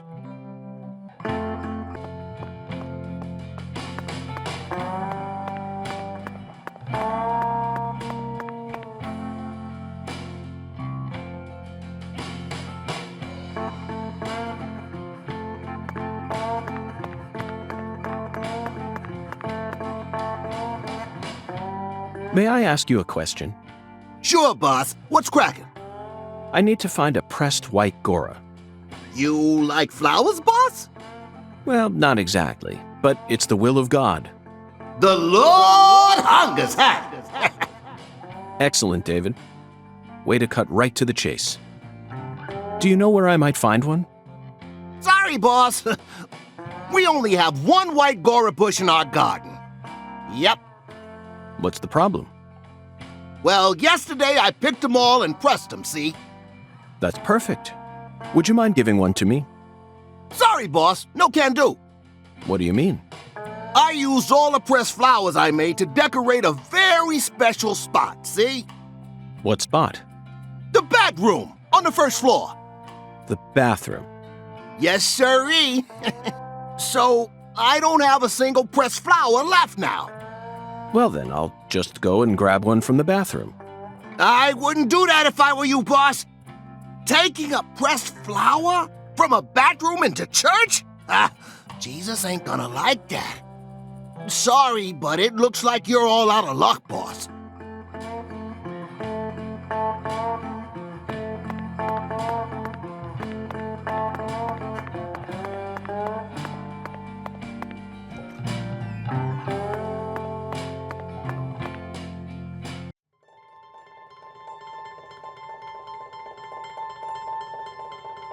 Zach.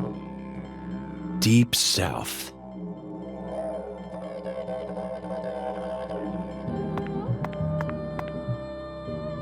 the white gora, also known as the whirling butterfly. They certainly look just as beautiful as one. Never thought I'd ever have to pick a flower from a bathroom and deliver it to a church. But he left us no choice. Did he, Zach? God himself commanded us to carry out this very act. Therefore, I'm simply doing as I'm told. My own will has nothing to do with it. We never get to engage in adventures like these while living in the city, do we, Zach? No, the cases of the city are honestly quite boring. Who wants to fish through the garbage for a missing corpse's genitals? Or chase a stray bullet that got lodged into a moving taxi? Talk about stupid. And usually, it's all just a formality so that we can accuse a criminal who's been obviously guilty since day one. If I have to search for something, I'd much rather search for something out here. It's just so much more dramatic. This is the countryside, and it's sensational. You know what I mean, don't you, Zach?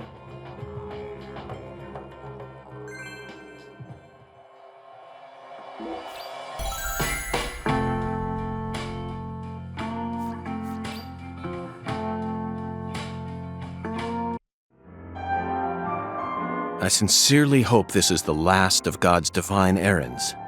That makes two of us.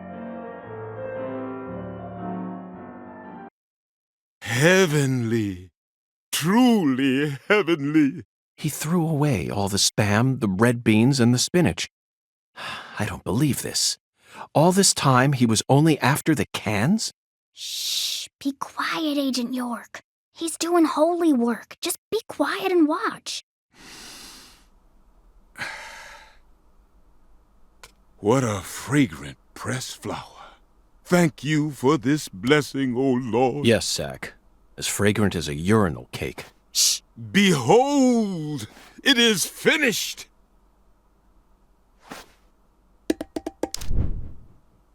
Our Lord is enraptured. Take this, my lambs, and let it serve you.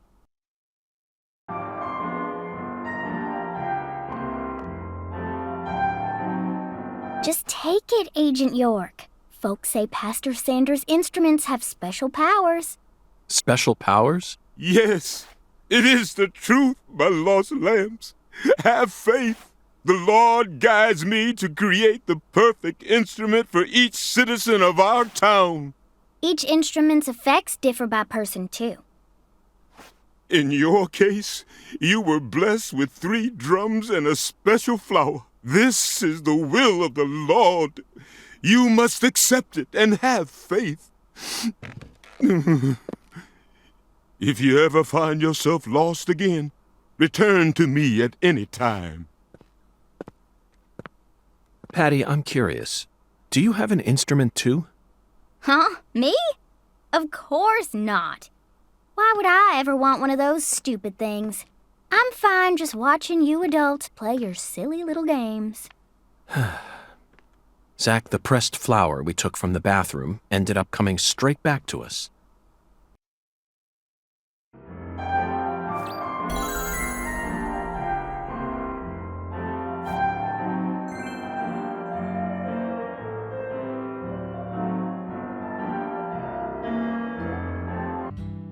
Hey, Agent York, what's next? Fear not, Patty. Our next stop is that stylish woman's house. Her name is Helena Doman, and apparently she lives in this town. What? You want to go meet her? You know her? Yeah. Everyone calls her Lena. Hey, how'd you figure out her name anyway? No one told you, right? That's true. No one told me, verbally. By pure chance, Zach and I happened to acquire this. We picked it up from the ground while the pastor was busy crying. Patty, this is a prescription for a female hormone medication, which means this person is undergoing hormone treatment. Understand? It's the oracle. This is the ticket to the goddess that we were meant to find at the White Hall. I just remembered something that Melvin said to me in the holding cell. Professor R isn't exactly a normal woman, according to him. Now it all makes sense, Patty. Lena Doman is the stylish woman we've been searching for. Professor R, in the flesh. You know, Agent York, you might actually have some talent after all. Yes, I'll be honest with you, Patty. Both Zach and I are extremely talented. So I hope you can trust us and continue working as our assistant.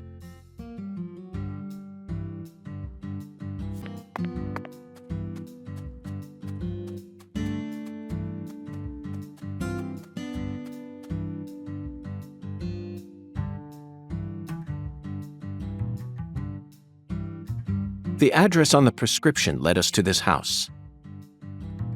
Seems like she ain't home. No lights on either.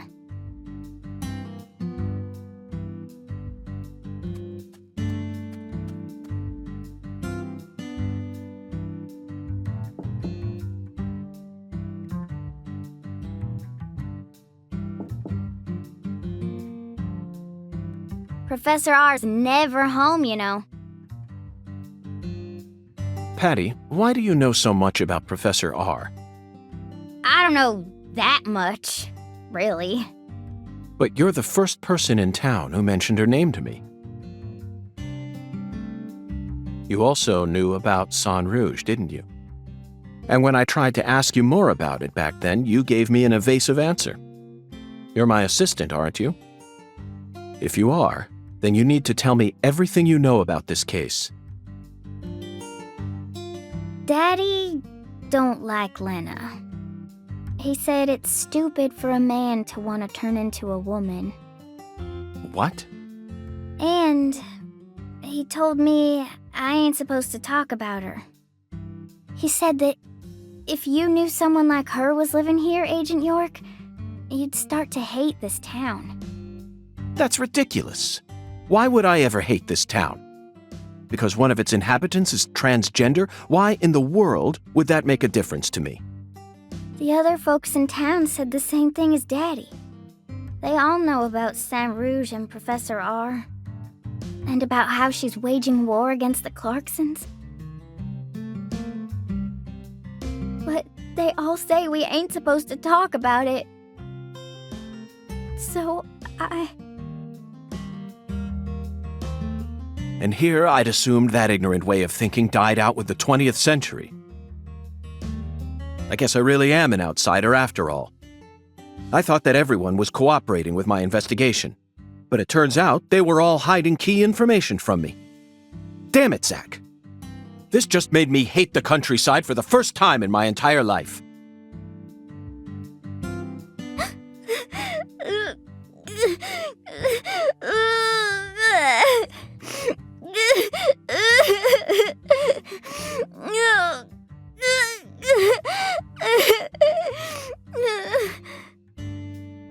Oh, I'm sorry for being so loud, Patricia. But just remember this. A person's birthplace, nature, race, and physical features have no bearing on their value as a human being. We're always free, and we should respect each other just the way we are. So you shouldn't feel a need to hate Lena for no reason. No matter what the people around you say, you can't let them control you. Sometimes things like common sense and decency can end up deeply hurting other people. I sincerely hope you don't forget that.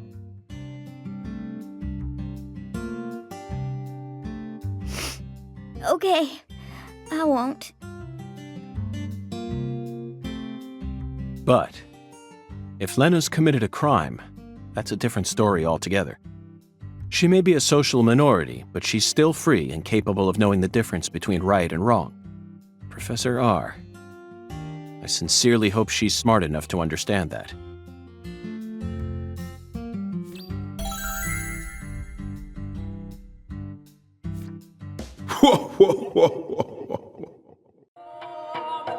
Listen to the two ends and drink dry the firewater. Do this, and you will see the other world.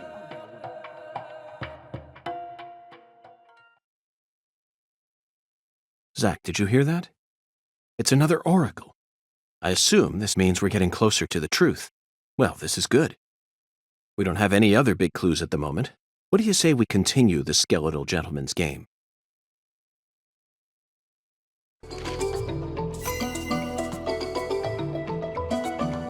After I spent the 90s listening to nothing but punk rock, I fell out of touch with music, but the digital audio player I received last Christmas changed everything. Nowadays, people can walk around with thousands of songs in their pockets. You following me here, Zach? That's right. This oracle is connected to music. The two ends refer to neither periods nor a movie's credits. They refer to the last letter of the alphabet, Z. And what's a word that has two Z's in it? Jazz, of course. Remember, we're in Louisiana here. The firewater is even easier. It's alcohol. Let's go to that jazz bar and have a drink while we consider our next plan of action. Don't worry, this is all part of our job, isn't it, Zach?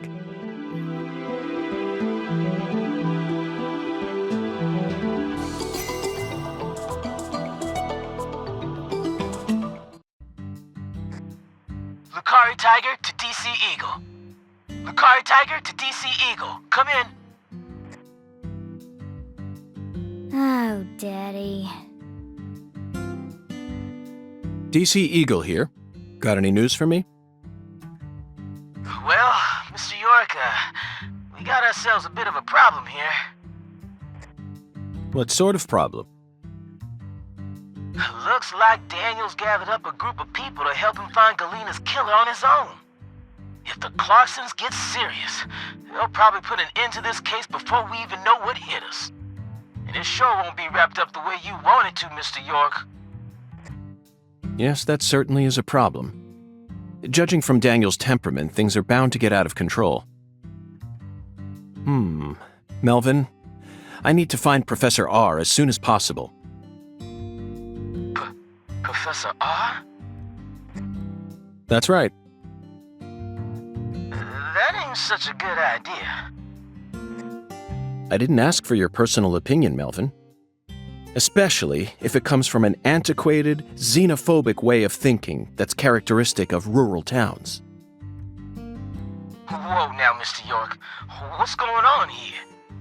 I didn't... This conversation is over, Melvin. You need to figure out what the Clarksons are planning.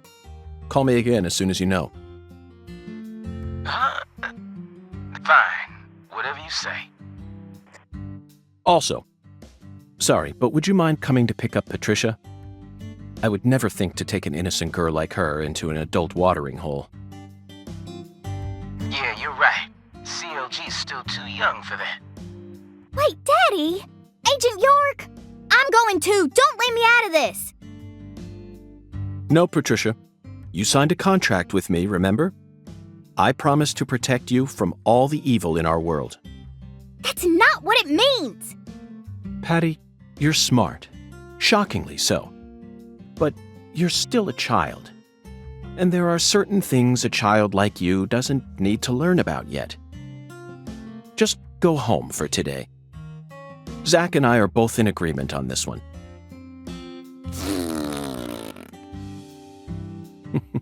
I'm so glad you understand, Patty. Okay, Melvin, that's that. I'm leaving her here. The rest is in your hands. Roger that. I'll take care of her, Mr. York.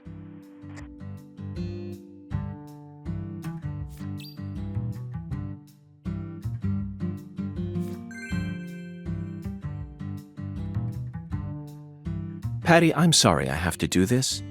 I don't mean to abandon you. I hope you understand. This next stop feels dangerous. It's okay, I get it. I'll go home early today and take care of Mama. I'm pretty busy too, you know. Good. And do tell Melvin I said hi. Hey, Agent York. About Professor R. Is she really a bad person? What do you mean? I only ever got to talk to her once. Oh, is it okay to say her? How do I know what to call her? Her is fine, Patty. Simply respect the gender that the person chose. Okay. She once got arrested for causing trouble with some of the Clarksons' workers. They got drunk at her bar and went crazy or something. When she came into the sheriff's office, our eyes met just for a second. Then she said something to me. As you grow into an adult, you will witness a great deal. But you don't need to take it all in. Just stay focused on the beauty of our world. I didn't get what she meant, and because of what Daddy said, it kinda scared me. But now, I reckon I understand what she meant back then. Oh, sorry, Agent York. I shouldn't have gotten into all that when you're in such a hurry. No, that was a very important story you shared with me just now. You really are the perfect assistant. Thank you, Patricia. Don't worry, Agent York. I live in this town. I don't need to wait for Daddy. I can just walk myself home.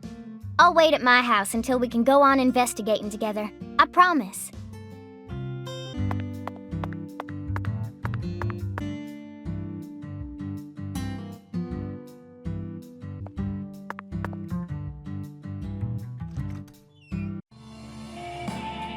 Look, Zach. That seat is beckoning us.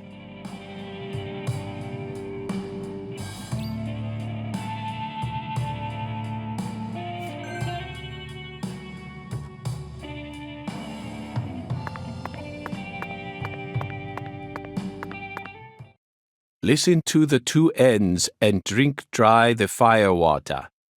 Do this, and you will see the other world. Hungen's oracle pointed us to this bar. So we must have to do something here. But I feel like the fire water part is missing something.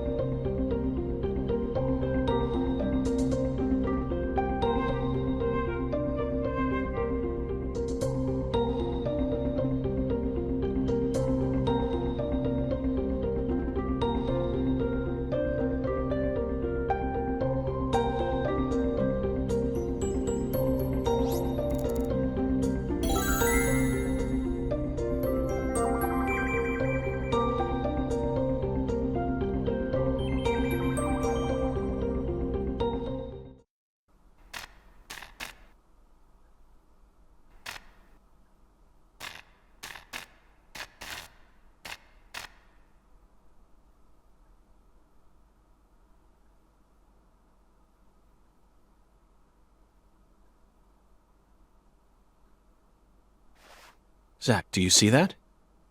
It's a gigantic go sign. I think someone's trying to send us a very powerful message here. That settles it.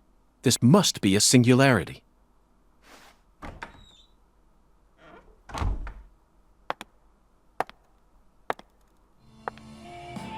Beautiful lipstick. The color red suits you. Thank you. Red is the color of life. No human who knows the joy of life would ever hate this color. Or would they?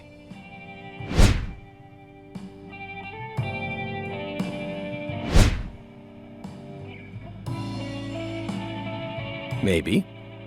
Maybe not. But I know of a drug with a red color that certainly doesn't signify life. It sometimes even steals the lives of those who drown themselves in it. Catch my drift? Before a candle's flame burns out, it burns brighter than ever before, blazing like a shining red star.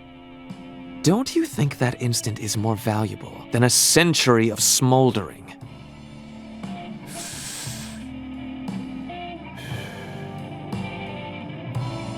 That blaze doesn't cast out the darkness. It only emphasizes it.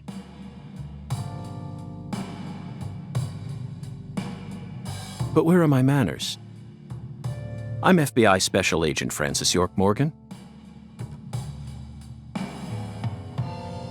Let me get straight to the point. You were present when Lise Clarkson was murdered. And you were also involved with Galena Clarkson's death. Correct?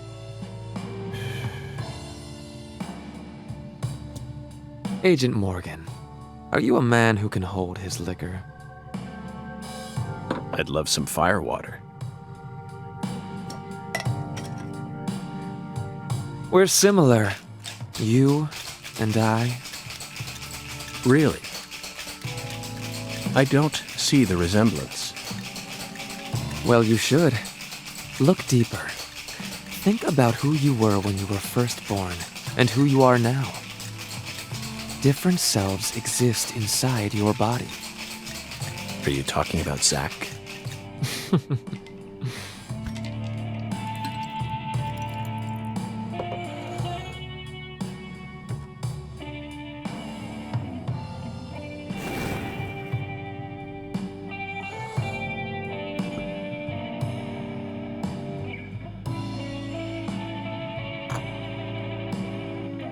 I was born as a man, but in my heart, I wasn't so. And this is a small town. I experienced far more scorn and discrimination than anyone could ever imagine. Especially from my father. Parents are supposed to raise their children with love. That's the norm, right? Not for me. I was raised by my father's flesh-seething hatred.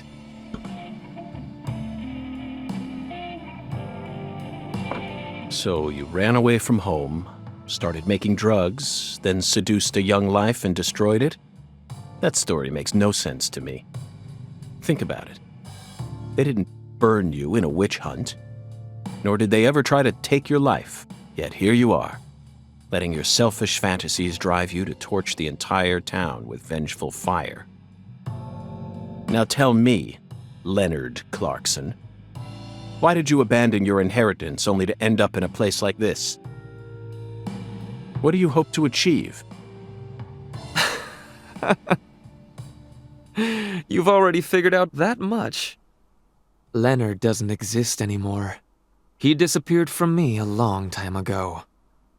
All that's left now is the Red Soul. The Red Soul? The Red Soul gives me strength and courage. And I vowed to use that strength to change this world.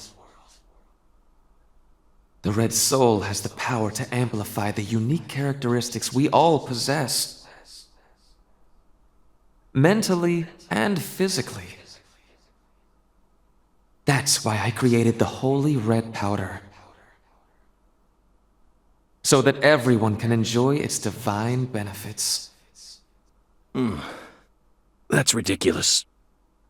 Our world is home to scarier monsters than violence and prejudice. Ugh. Zach. Someday, even your best friend will abandon you. No. Never. And in the end, you'll be all alone. Zach and I will always be together.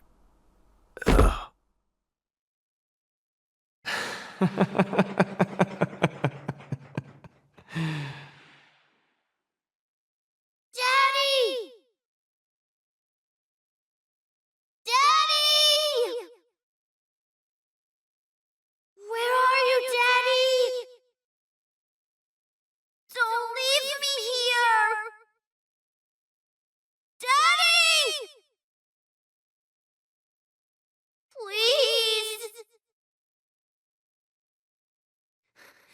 I can't find Mommy either! Don't leave me alone! Please? Please, Daddy. Please, Daddy.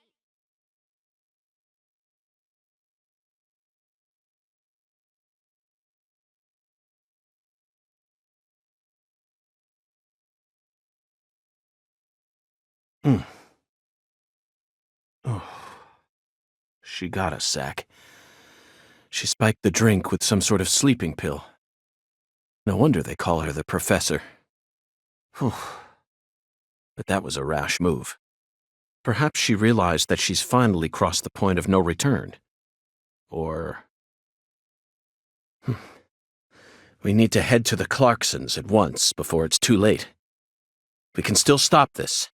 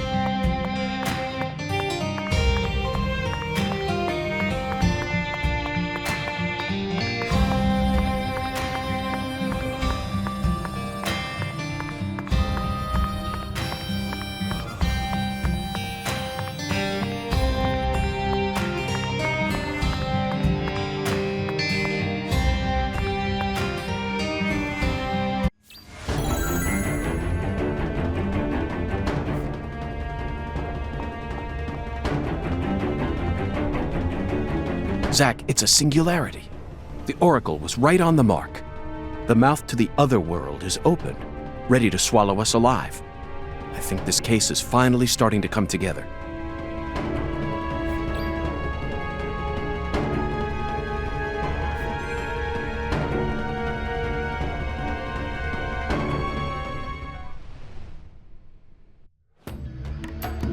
Here we go again, Zach. You're as excited as I am, aren't you? You don't have to explain everything. No need for words right now. Not while this eccentric, provocative experience is begging us to come inside.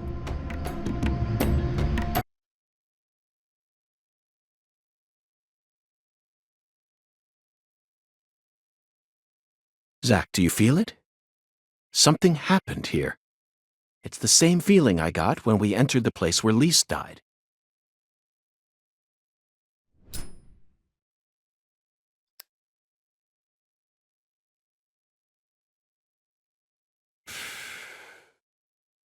Professor R, Lena, came in here alone. It looks like nothing but a suicide attempt to me. Did she have some trick up her sleeve?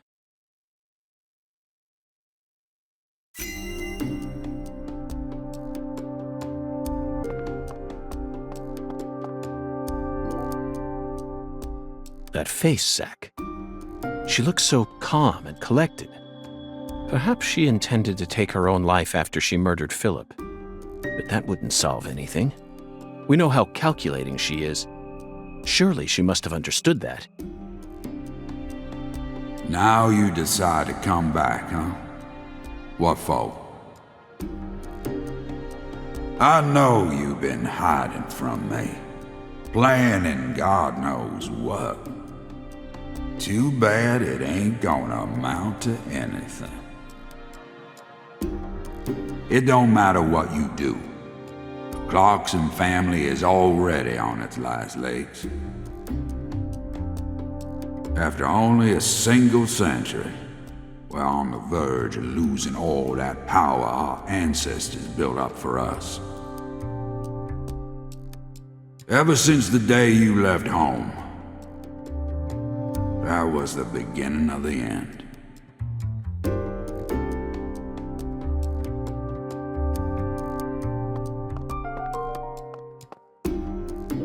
Zach, that's a miniature bomb. Lena must have set it here.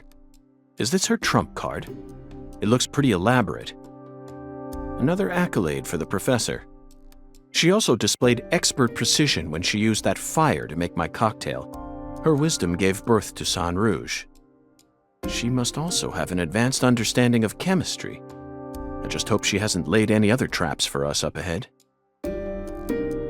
Yes, I abandoned my family, but that has nothing to do with the Clarksons' downfall. It's much more complicated than that. Oh, I agree. It's a hell of a lot more complicated. Just look at these assholes. They're so goddamn stupid. They won't even shit unless I tell them to do it. And you know what? Back in the old days, that was A-okay. Don't like someone? Beat the piss out of them. Need something? Steal it from the sucker next door. Life was so much simpler back then. And time flowed in proper accordance with human behavior. But now... it's all so complicated now. Everything's changed.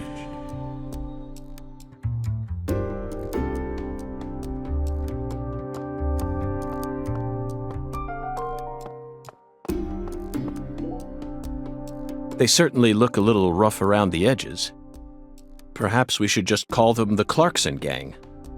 They're holding their weapons like total amateurs, which means they must not have had any formal training. Even if they came rushing in all at once, they'd still be no match for us. Maybe the Clarksons aren't as fearsome as the rumors make them out to be. Or perhaps they've fallen into such a decline that they can't even manage their own allies any longer. The legacy of the Clarksons is like a candle in the wind, a sad vestige of what it used to be. But it's not completely dead yet. So what? You came here to snuff it out yourself? Oh, no. I didn't come to snuff anything out. I came to make it burn red once more. What in hell is with you? Did that red powder finally make you lose your mind?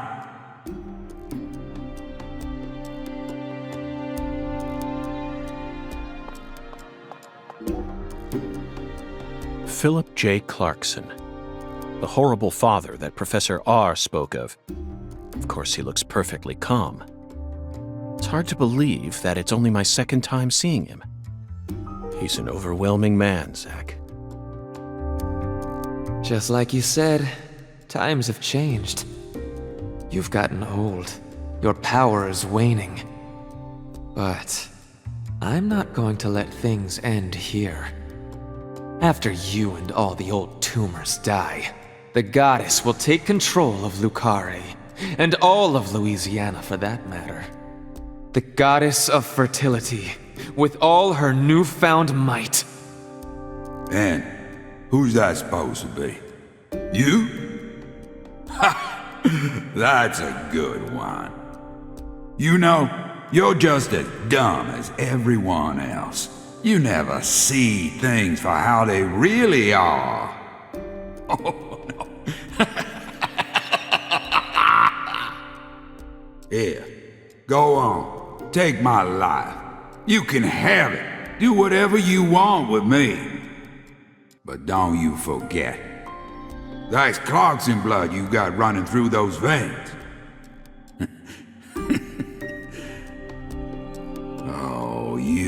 You took the long way to it, but it looks like you be inheriting our legacy after all, just like I always wanted you to. Oh, I won't be inheriting anything. What? I'm not the goddess of fertility either. Well, then... But I'm still powerful.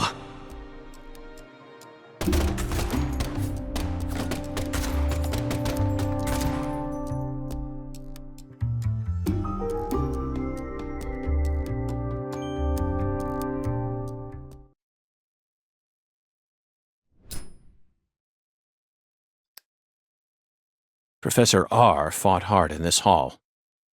And the last gunshot we heard sounded ominous, Zach.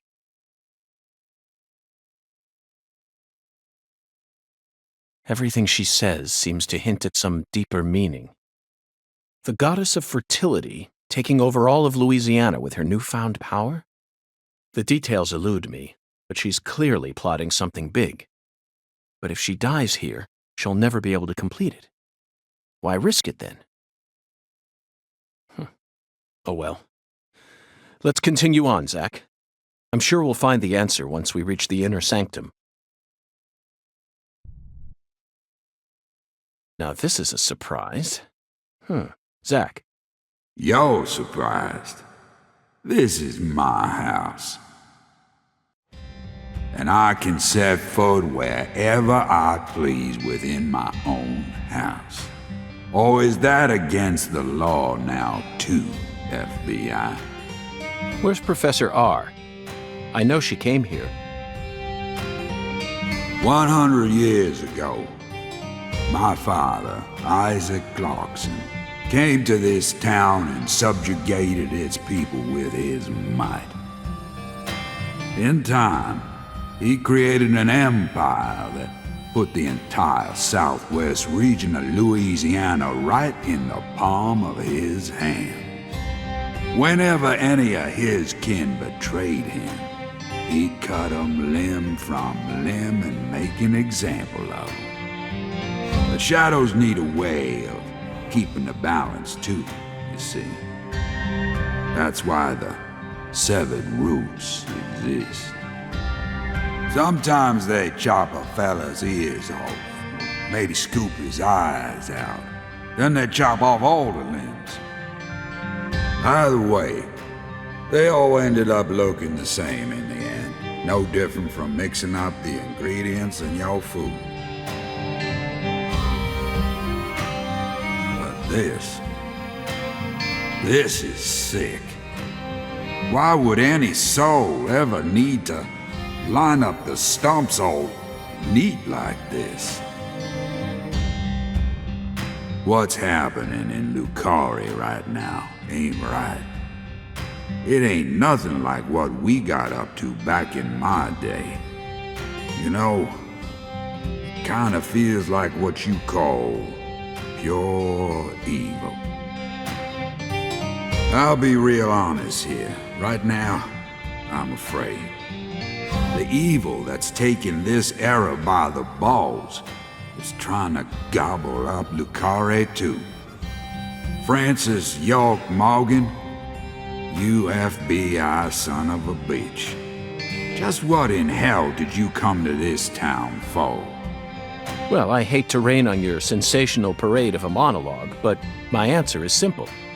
I came here chasing a drug called Sang Rouge that's been steadily permeating the southern states. And I plan to arrest all the perpetrators involved in the name of justice. Oh, you sure sound like a devil, all right. So be it. You're free to interpret my words any way you like. Well, interpret this. You've come here to bring death and destruction to our town, or my name isn't P.J. Clarkson. You leave a mountain of corpses in your wake. So go on and suffer in the name of justice or whatever you want to call it.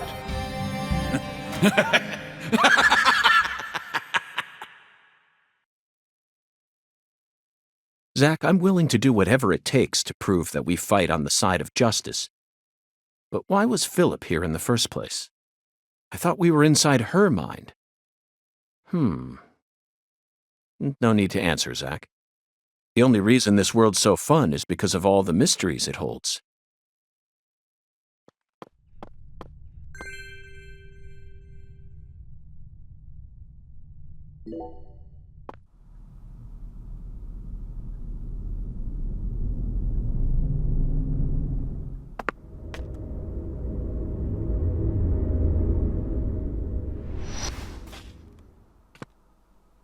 I grew up in this room. As my back broke under all my father's expectations. Your cocktail was delicious. So delicious, in fact, that it carried me off into a dream.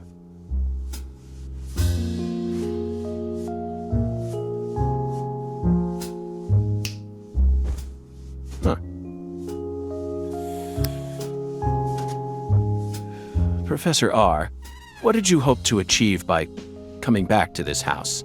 I don't believe for a moment that you'd ever risk your life just to get revenge on your father.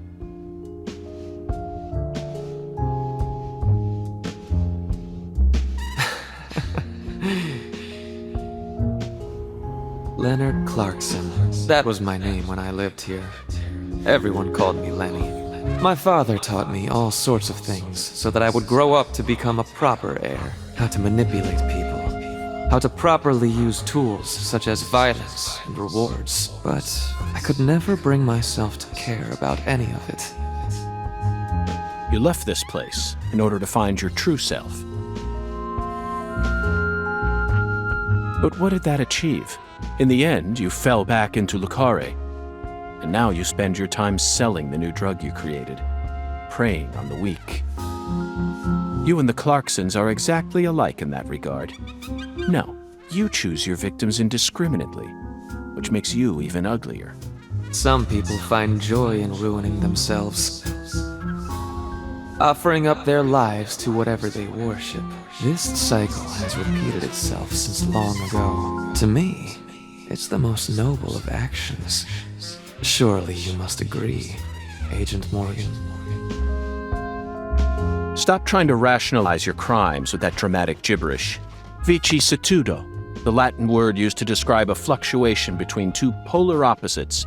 Galina's body wasn't a declaration of war. It was this, wasn't it? Those severed roots were fakes. Who did you force to kill Galina? I can't believe you figured out that much. You're dangerous. What you're talking about is true madness, not some noble fairy tale. You're going to shoot me. Okay.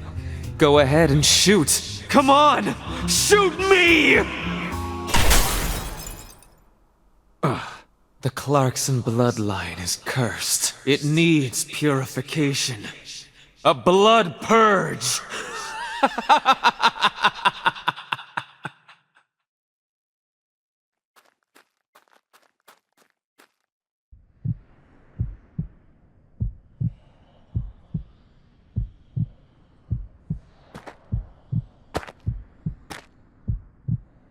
Zach, here it is again. A red tree and a translucent cocoon. I think we've reached the core. The goddess of fertility will descend into Lucare. And then, the sweet fruit will be ours. Destruction is the first step to creation.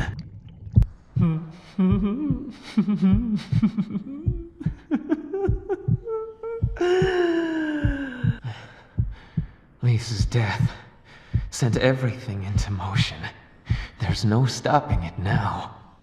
Her death proved how determined I am, how dedicated I am to all who trust in me. Galina and Lise, their deaths were not in vain.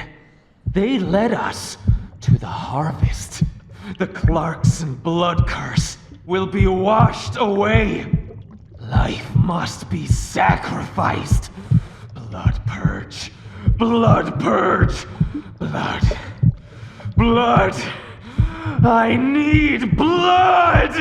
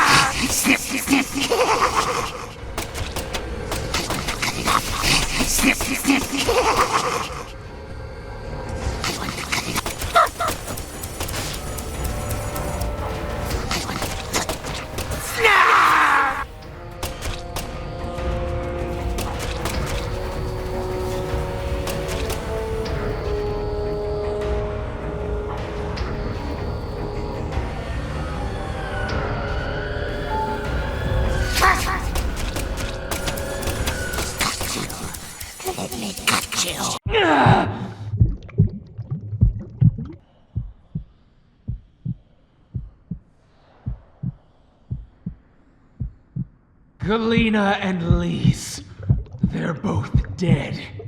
I can't turn back now! The Red Soul can't die here! You can't erase it! Blood Purge! The Blood Purge! We will create a new world! A new generation! The blood must be purified!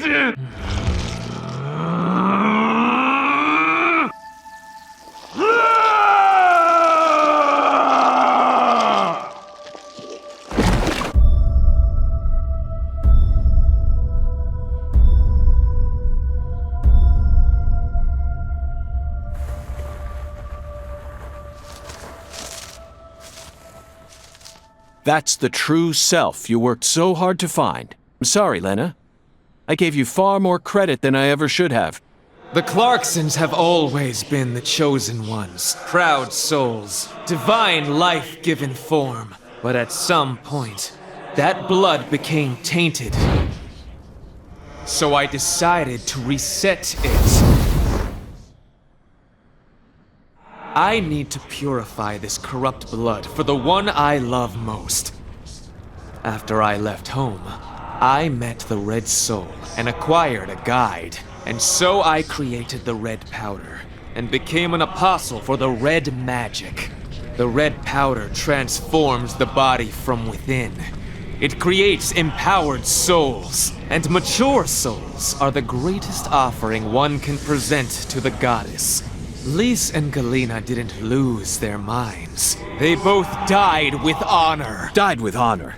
Just how deluded are you? You dismembered them and strung up their bodies in the name of vapid symbolism. Where's the honor in that? So what if they said they wanted to die? Cultists have been saying that for centuries.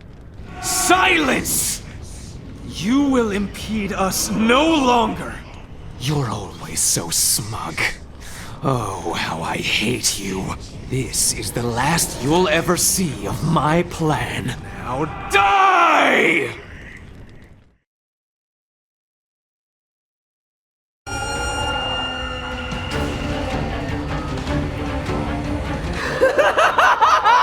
Fire and brimstone!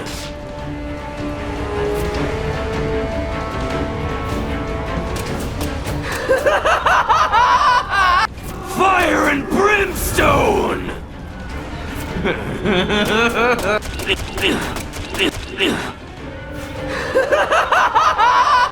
Fire and brimstone!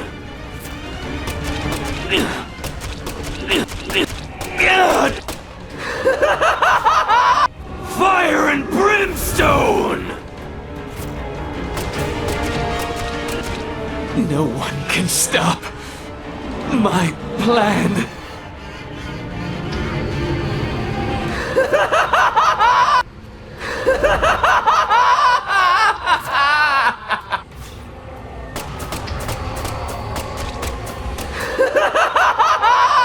This is true immolation!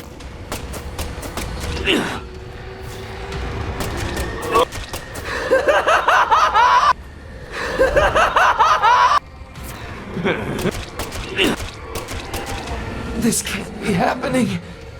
I'm supposed to be invincible.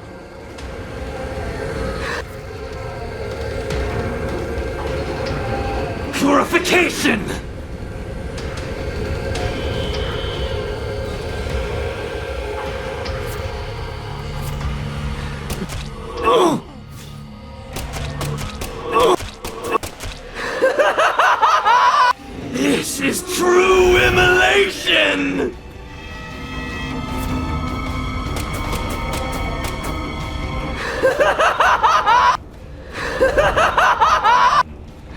If you kill me, no one will be left to tell you about the plan.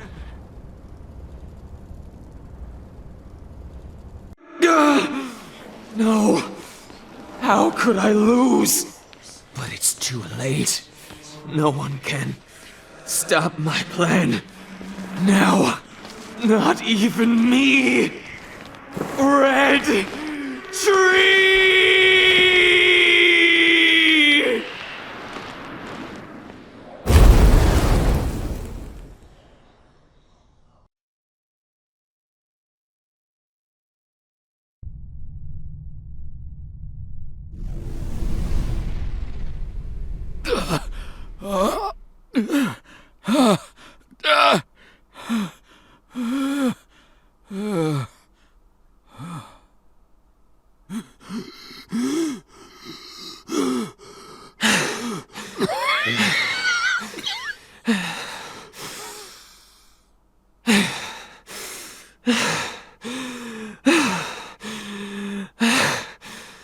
Lena, let go.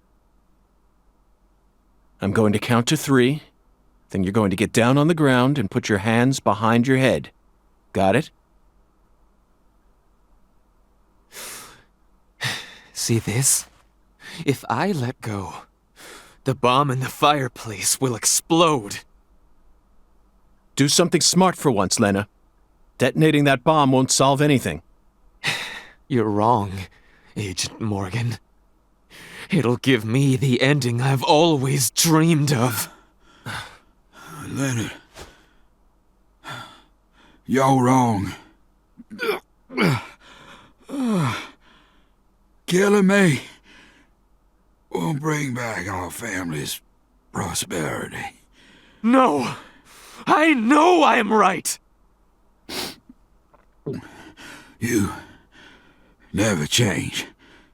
Once you make up your mind, that single idea possesses you. It's almost like you're cursing yourself.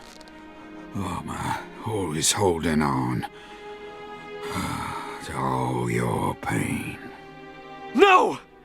You're the one who's wrong!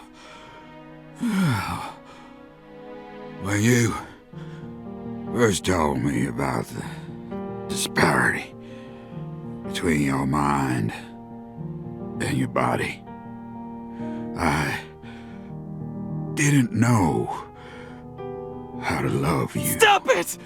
I don't want to hear this! But I always knew from the very start. Stop talking! There was something special inside you. I also know that you had any cause with your older sister. Your own flesh and blood. Shut up! I just didn't know how to treat you. I'm sorry. Forgive me. Stop. Please. I never, ever hated you. I always loved you. From the bottom of my... I said shut up. Don't, Lena! This is necessary. All of the corrupt blood must die. The Clarksons' blood must be purged. Then, the purity that's left behind can rebuild the Clarksons' legacy. Is that the goddess of fertility? Go and see her with your own eyes. You're an FBI special agent. Surely you can find her. No one can stop my plan now. Not even me. No, stop!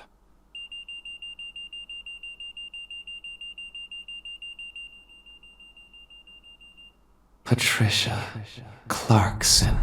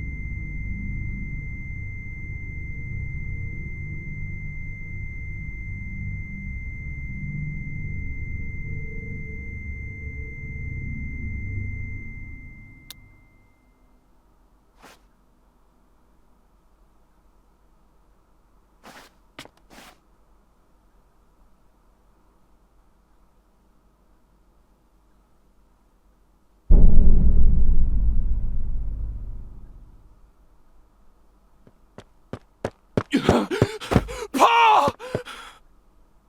Oh, Paul! Oh my God!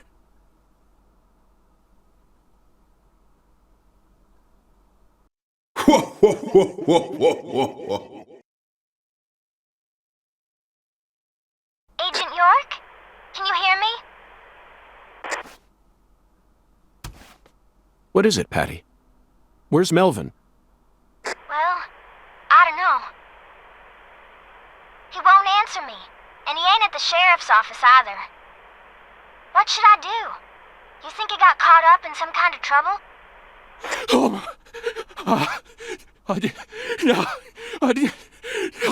shit! I got nothing now. I can't. Patty, I need someone at the Clarksons' house ASAP. I don't care who you send. They can also ask Daniel Clarkson about the details once they get here. And you should also call an ambulance, just in case. Got it? Huh? Sure. I'm going to head straight over to the sheriff's office, Patty. Let's meet up there.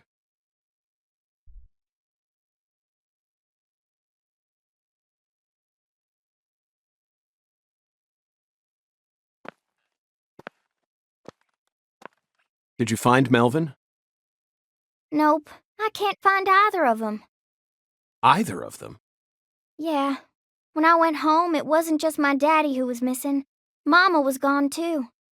This never happened before.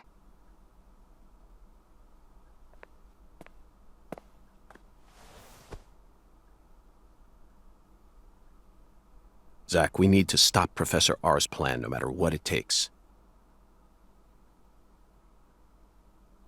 Relax, Patty. You don't need to worry about a thing. I'm sure that Melvin just stumbled across an important clue that's stolen his attention for now.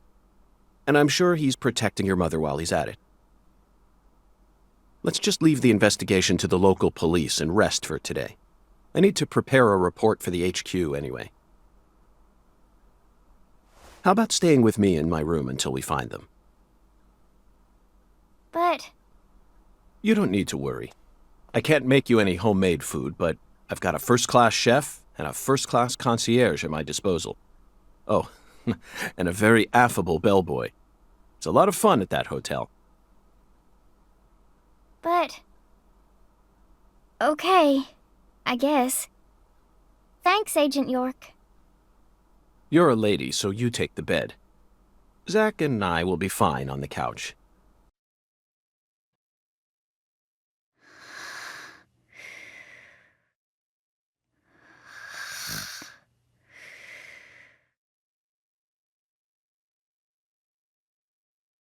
Zach, the Clarkson family tree is nothing like we thought it was. We need to reorganize everything we've uncovered so far.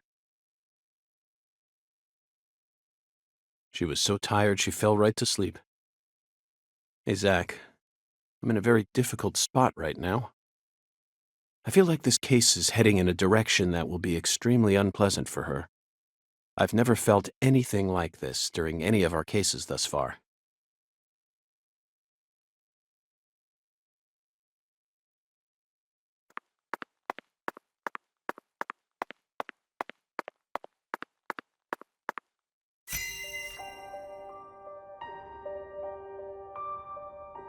First, let's go back to the beginning. Lise Clarkson's body was found hanging under a bridge over the bayou, in a deserted spot close to where the bayou meets the Mississippi. The one who fired the pistol at Heaven surely had no idea what he would find there. Speaking of which, Zach, Chuck, the man who started this race we're running, what's his occupation?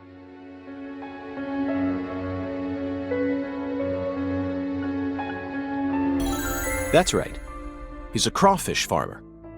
And after chasing a poacher's boat that crossed over into his farmland, he went up the bayou and was fortunate enough to find Lisa's body. I doubt it was a very pleasant experience for him. But if not for his discovery, Lisa's body might have started rotting out there. He's a difficult person to be sure, but I don't think he's a bad guy. Chuck said something peculiar. He claimed the Clarksons were a little better when their son was still around.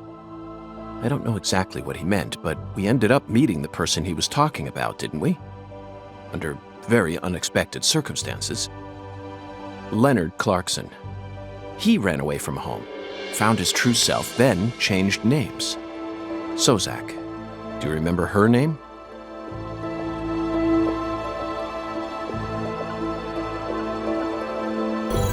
Helena Doman. The townspeople call her Lena. She was also known as Professor R while she plotted against the Clarksons. She's the mother of the new drug known as Sang Rouge. She must have also had a group of followers who worshipped her fanatically. I can see it now. Lena sprinkling down the red powder, corrupting every last pure and innocent girl in town. Lena mentioned her plan each time we met. She must have taken us for utter fools, Zach. She thought she was always one step ahead of us, and that we'd never see the full scope of her plan. Well, her plan isn't complete yet, and I know we can still stop it. That's why we need to learn all we can about her. Her alias was Professor R, and she was well learned in the areas of medicine and fire dynamics. By the way, Zach, do you remember what weapon Lena used to murder PJ?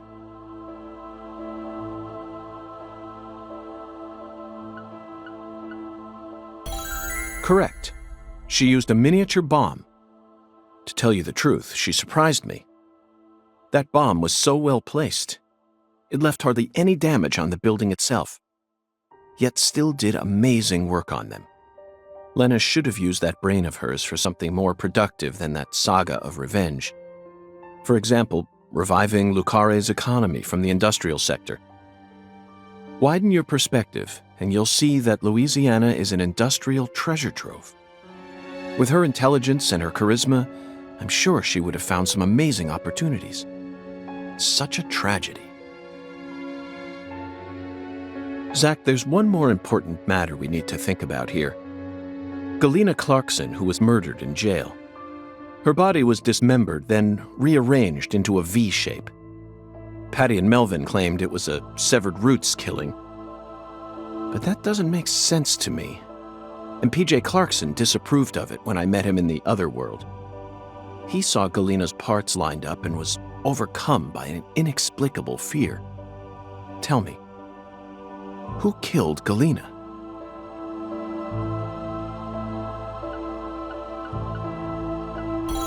Unfortunately, we don't have the answer to this one yet. And it's too big a problem to solve with mere speculation. The answer to this question may lead to a major turning point for this case, and the final turning point for this story. You know it's true, Zach. I only hope it doesn't push us down an avenue we didn't plan on exploring.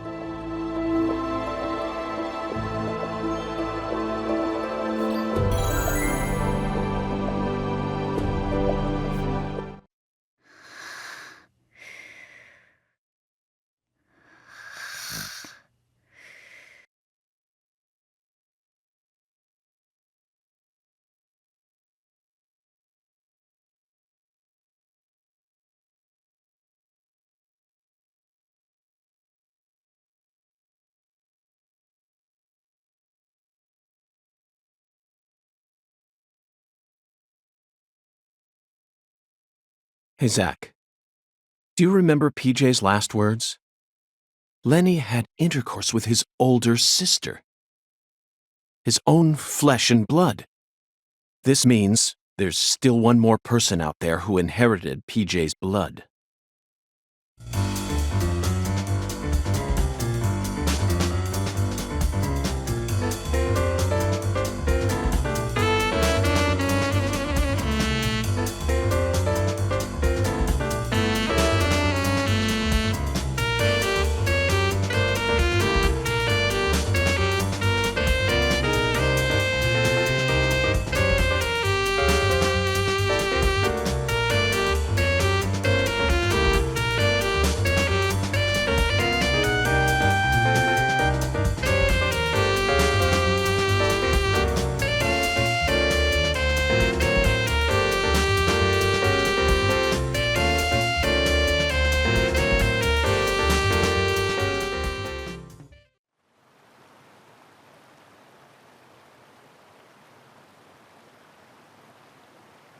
Oh, fucking poachers, now I gotcha. Caught you red-handed.